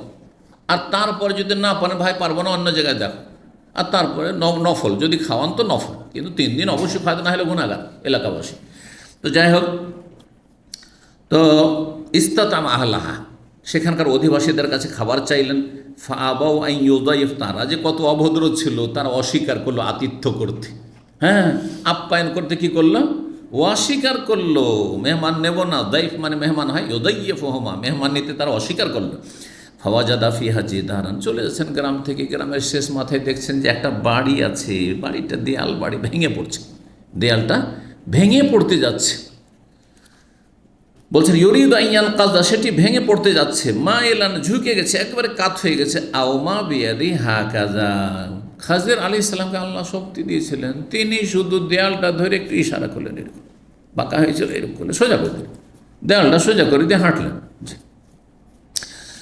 আসারা সুফিয়ান ইঙ্গিত করলেন, কান ইয়ামসাহু শাইয়ান ইলা ফক, মনে হচ্ছে যে তিনি এইভাবে নিচে থেকে ধরে কোনো কিছুতে হাত ফেরাচ্ছেন, মশা করছেন, মানে দেয়ালটাতে যেন এইভাবে হাত ফেরাচ্ছেন, বাঁকা হয়েছিল, একটু সোজা করে হাত ফিরিয়ে দিলেন, তাতেই সোজা হয়ে গেল। কালা কমন, তখন মূসা আলাইহিস সালাম বললেন যে আচ্ছা, এরা তো এমন জাতি, অবাঞ্ছিত জাতি। আতাই না হো, তাদের গ্রামে আসলাম। ফালাম ইউতে, এমন আমাদের খেতেও দিল না। ওয়ালাম ইউদাইফুন, আমাদের আতিথ্য করলো না, আমাদের মেহমান হিসেবে নিল না। আমার তাইলাহায়ত, তারপরে তাদের দেয়ালটা আবার আপনি ঠিক করেও দিলেন। লাউ সে তালা তাখাজতা আলী হাজরা, ঠিক আছে, ঠিক করে দিন, ওটাও ভালো কাজ করলেন, কিন্তু আপনি বিনা পয়সা কেন করলেন? যখন খেতে দেন, পয়সা নিয়ে নিতেন, ওই পয়সা দিয়ে আমরা কিনে খেতাম, তাই না? পরামর্শ, এটা কিন্তু বেশি এত আপত্তি ছিল না, ভাবলেন যে হয়তো এতে কিছু হবে না, এটা সৎ পরামর্শই দিচ্ছি। তো বলছে আপনি তো পয়সা নিতে পারতেন তাদের কাছে। লাউ সে তাল্লা তাখাজতে, যদি আপনি চাইতেন তার উপর পারিশ্রমিক নিতে পারতেন। আল্লাহ, তখন খাজের বলছেন হাজা ফেরাকো বাইনি ও বাইনেক, এইটাই হচ্ছে আমার এবং আপনার মাঝে বিচ্ছেদ, বিচ্ছেদ, আপনি যান আমি যাই, কাজ শেষ। সৌনব্য কবি তাউইল মালাম তাস্তাতে আলী সবরা, তবে আমি ওই সব যে ঘটনাগুলি, 3টি ঘটনা ঘটাইলাম, এর আমি রহস্য সম্পর্কে, তাউইল মানে রহস্য ব্যাখ্যা সম্পর্কে আপনাকে শিগগির জানিয়ে দেব, যার উপর আপনি ধৈর্য ধারণ করতে পারছিলেন না। জেনে নেন কেন এই কাজগুলি করলাম, বাহ্যিক তো মনে হচ্ছে অন্যায় কাজ করলাম। কালান নবী সাল্লাল্লাহু আলাইহি ওয়াসাল্লাম ওয়াদেদ না, এখানে কিন্তু রহস্যগুলো বর্ণনা করা হয়নি, সংক্ষেপ করে দেওয়া হয়েছে, পরে বলছি, কিন্তু হাদিসটা শেষ করিনি কারণ সময় শেষ হতে যাচ্ছে। ওয়াদেদ না, নবী সাল্লাল্লাহু বলছেন যে আমরা পছন্দ করি আন্না মুসা কানা সাবারা, মুসা আলাইহিস সালাম যদি আরও ধৈর্য ধারণ করতেন, নিজেকে একটু সংযত রাখতেন, কত যে আমরা কিসসা কাহিনী জানতে পারতাম, আর কত যে আল্লাহর সৃষ্টির রহস্য সম্পর্কে জানতাম, যে আল্লাহ কাউকে শুধু মেয়ে সন্তানই কেন দিয়েছেন, কাউকে ছেলে সন্তানই কাউকে দিয়েছেন, কাউকে নিঃসন্তানই কেন করেছেন, কাউকে দিলেন আবার কেড়ে নিলেন কেন।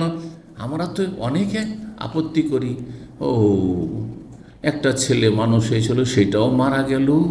উফ, কি করে খাবে, কি করে চলবে ইত্যাদি, তাই না? কিন্তু আল্লাহর কারখানাতে যে রহস্য আছে ও আল্লাহ ভালো জানছে, আল্লাহ ভালো জানছে প্রত্যেকটি ক্ষেত্রে। আমি ঘটনা একটা বর্ণনা করেছি, হ্যাঁ, যেই সৌদি আরবের ফ্লাইটটি আপনার আজকে থেকে প্রায় 28-30 বছর আগে ভারতের দিল্লি থেকে উড়ে আসছিল, এই দাহারান এয়ারপোর্ট ছিল তখন, দামাম এই এয়ারপোর্ট ছিল না, দাহারান এয়ারপোর্টের নামবে ল্যান্ড করবে, আর ওঠার পরেই কিন্তু সেটা ধ্বংস হয়েছে, বিধ্বস্ত হয়েছিল, জানেন না? আর সেটি বড় প্লেন ছিল, প্রায় 300 বেশি যাত্রী ছিল। আমি কয়েকদিন আগে সেই ইতিহাসটা পড়লাম আরবিতে, আর তখনই আমি জানছিলাম যে এই দিন ঘটনা ঘটেছে, সেই দিনও শুনেছিলাম। তো যাই হোক, 300 বেশি যাত্রী ছিল, কেউ বাঁচেনি। একজন প্যাসেঞ্জার, তার লেট হয়ে গেছে, এসে দেখে যে ডোর ক্লোজ হয়ে গেছে।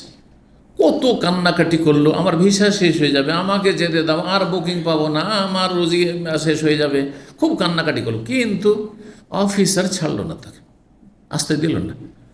সে কান্নাকাটি করে ফেরত যাচ্ছে, এয়ারপোর্টের বাইরে গিয়েছে, আর শুনতে পাচ্ছে যে বিমান বিধ্বস্ত হয়ে সবাই ধ্বংস হয়ে গেছে, সব শেষ হয়ে গেছে। সুবহানাল্লাহ, বলুন তো দেখি, ওই লোকটি যে একটু আগে কান্না করছিল, এখন কি করবে? সে সেজদা শুকরে লুটিয়ে পড়বে না যে আল্লাহ আমার জানটা বেঁচেছে, আমার ভিসা যাক, দুনিয়া যাক, কিন্তু আমি তো বেঁচেছি? বলবে না?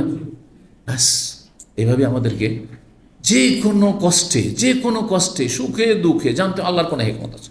আল্লাহ জালেমকে এত কেন শক্তি দিয়েছেন, এত বড় জালেম, তারপরও কেন এত সুস্থ রেখেছেন? আল্লাহ কেন হালাক করেন না? আল্লাহ জানেন, ওতে রহস্য আছে, আপনি কি জানেন? জি, তো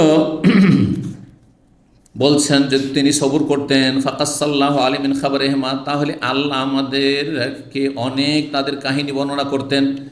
সুফিয়ান বলছেন, নবী সাল্লাল্লাহু বললেন, ইয়ারহামুল্লাহ মুসা আলাইহিস সালাম, আর রহম করুন, লাউ কানা সাবারা, সে যদি আর একটু সবুর করতো, ইয়াকুসু আলাইনা মিন আমরিহিমা, তাহলে তাদের ঘটনা আরও বেশি আমরা জানতে পারতাম।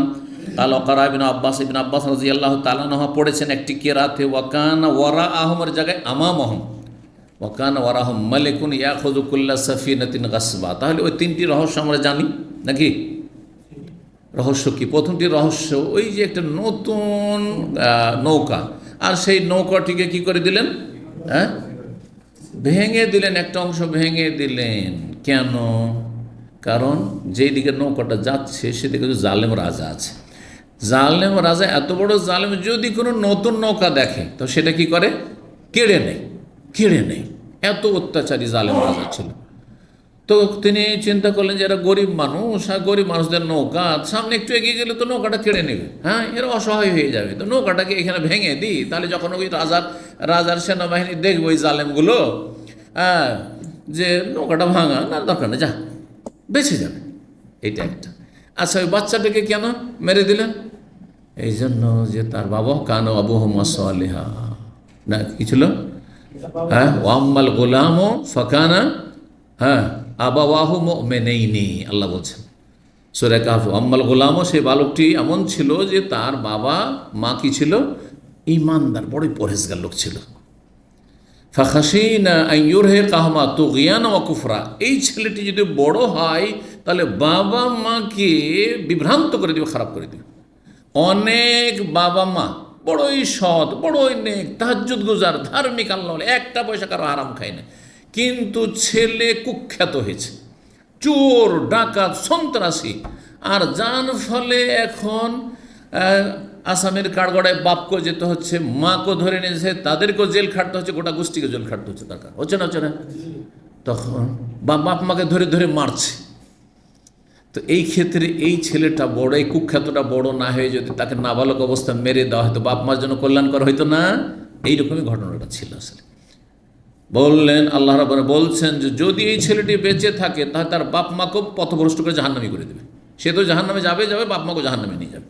জি, অনেকের ছেলে মেয়েরা হচ্ছে ফিতনা। এই ছেলে মেয়ে না থাকলে আপনি হারাম খেতেন না, হয়তো সুদ খেতেন না, বেঈমানি করতেন না, আর হারাম রোজগার করতেন না, সুতরাং তারা আপনার জাহান্নামে যাওয়ার কারণ। জি, ইন্নামা আমওয়ালুকুম ওয়া আওলাদুকুম ফিতনা, ধন সম্পদ ছেলে মেয়ে ফিতনা।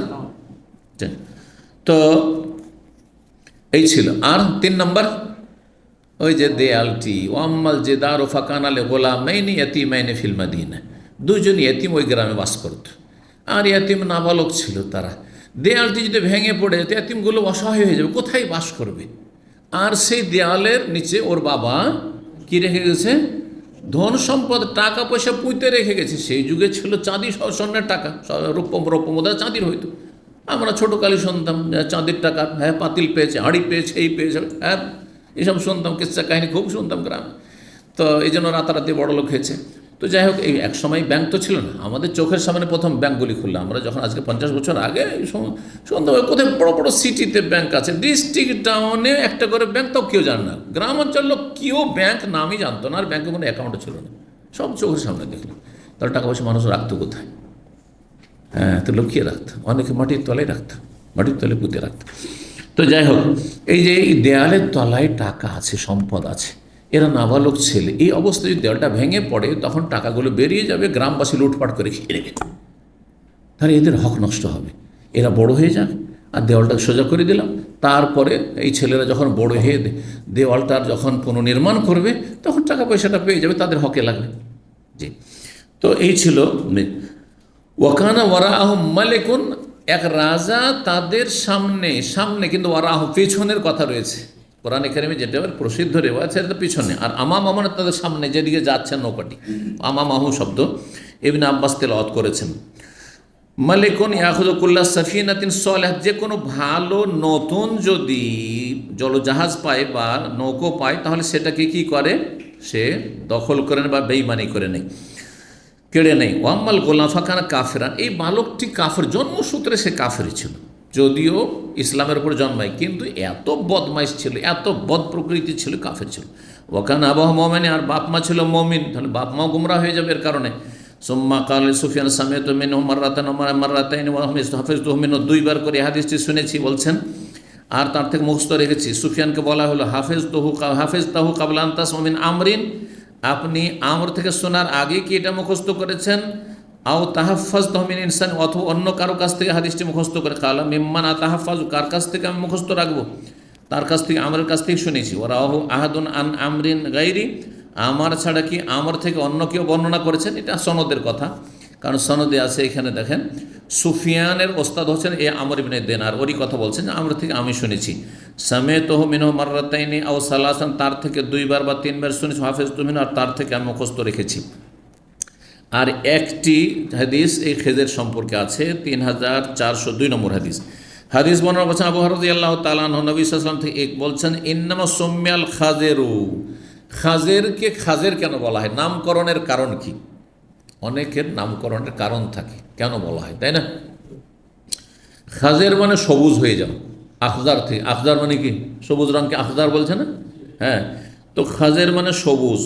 বলছেন খাজেরকে খাজের নামকরণ এই জন্য হয়েছে, লিআন্নাহু জালাস আলা ফারওয়াতিন বায়দা, কারণ তিনি বসেছিলেন আলা ফারওয়াতিন, ফারওয়াতুন মানে লতা পাতাবিহীন সাদা জায়গা, সাদা স্থান, সাদা জমি জায়গা, এমন জায়গায় যেখানে কোনো লতা পাতা নেই, ঘাস পাত কিচ্ছু নেই, হ্যাঁ গাছপালাও নেই আর ঘাস নেই, একেবারে মরুভূমি হয়ে আছে, বালি ধরেন বা মাটি শুধু, বাইদা একবারে সাদা হয়ে আছে।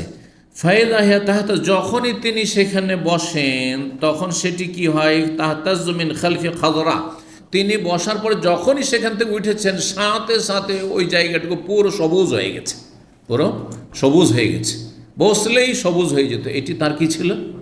মুজিজা। তাহলে যদি তিনি নবী হন তাহলে মুজিজা, আর যদি নবী না হন, ওলি হন, তাহলে এটি কারামত হইতে পারে, অসাধারণ কিছু আল্লাহর নেক বান্দাকে দেখাইতে পারে। কিন্তু মুজিজা হোক আর কারামত হোক, সেটা ওই ব্যক্তির হাতে থাকে না। কার হাতে থাকে? রবের হাতে থাকে, আপনার আমার। আচ্ছা, তারপরে এর জন্য অনেক বড় কোনো আল্লাহর ওলি হইতে হবে জরুরি নাই। অনেক সময় সাধারণ একজন ইমানদার মানুষ, কিন্তু আল্লাহ আপনাকে কোনো কিছু একটা আপনার মাধ্যমে দেখাতে চান, বিশেষ কারণে অনেক সময় আপনাকে রক্ষা করবেন, আল্লাহ বাঁচাবেন। দুশ্মন তার চারিদিকে ঘিরতে এসছে, কিন্তু আল্লাহ আপনার হায়াতে রেখেছেন। আপনি সাধারণ একজন মুসলিম, আল্লাহর ওলি, অবশ্য সাধারণ ওলি, বিশিষ্ট ওলি না, কিন্তু আল্লাহ যেহেতু রক্ষা করবে সেই জন্য অসাধারণ কিছু হইতে পারে, অসাধারণ কিছু হইতে পারে, যে আপনি তাদের চোখের সামনে দিয়ে গেলেন আর দেখতে পেল না। এটা যদি আপনাদেরকে বাস্তব ঘটনা বলি তাহলে বিশ্বাস করবেন। আমার ক্লাসমেট, আমার সাথে একসাথে লেখাপড়া করেছে, 20 বছর বয়সে ইসলাম গ্রহণ করার পরে, নাম ছিল আখতার হোসেন, হাফেজ, কোরআন হাফেজ হয়েছিল। তারপরে আমার একবার ক্লাসমেট ছিল, 2-3 বছর একসাথে লেখাপড়া করেছি। এখনও দেশে গেলে আমার সাথে নাম যদি শুনে যে আমি এসেছি তো দেখা করতে চলে আসবে। বুড়ো হয়ে গেছে, কারণ আমার চাইতে বয়সে বেশি। যখন ওর 20 বছর বয়স, তখন আমার 13 বছর মতো বয়স, 7 বছর বড়। কারণ সে ইসলাম গ্রহণ করেছে 20 বছর বয়স, তারপর লেখাপড়া শুরু করেছে। তো এলাকার হিন্দুরা তাকে মারবে, মোট কথা। সাধারণত ভারতে এটা হয় যে এলাকায় বাস করা সম্ভব হয় না, ইল্লা মাশাআল্লাহ। এলাকায় একজন হিন্দু মুসলমান হবে, তার বাস করবে, এটা ভারতে আর নেপালে খুবই মুশকিল। আল্লাহ হেফাজত করবে। তো যাই হোক, তাকে মারবে। উত্তর দিনাজপুরের ঘটনা কিন্তু। তো ও হাটে গেছে, বাজারে গেছে, ধরমপুর বাজারের নাম। সে বাজারে গেছে, আর বাজার থেকে ঠিক রাত 8টা-9টার সময় বাড়ি সাধারণত আসে, সেদিন আসবে। কিন্তু সেই দিন 50 জন লোক রাস্তার দুই পাশে রশি নিয়ে, অস্ত্র নিয়ে আর লাঠি নিয়ে সব রেডি আছে তাকে মারার জন্য, যে মাঠে ওকে ধরবো আর এখানে মেরে শেষ করে দেব। তাকে একজন দোকানদার, তার পরিচিত হিতাকাঙ্ক্ষী মুসলিম, সে বললো যে রাত হয়ে গেছে, তুমি যেও না আজকে, তুমি যেও না। বলছেন না, আমি ডেলি যাই, চলে যাবো, অসুবিধা নেই, না গেলে ভালো, তুমি আমার কাছে থেকে যাও। তারপরে সে শুনল না, চলে গেল। একজন হিন্দু ছেলে সব ঘটনা জানে, কিন্তু পরে ঘটনা জানা গেল কি করে, অনেকে জানতে চাবে, সেজন্য বলছি। সে হিন্দু ছেলে কিন্তু ঘটনা জানে যে আজকে একে মেরে ফেলবে রাত্রে, এবং তার জন্য রাস্তাতে ওত পেতে বসে আছে সব। সে বলছে যে আমি একটু করে কোরআন মুখস্থ করেছি, পড়ছি আর চলে যাচ্ছে। তার কাছ থেকে সরাসরি শুনে চলে গেলাম, বাড়ি পৌঁছে গেলাম, কিছু যাই না।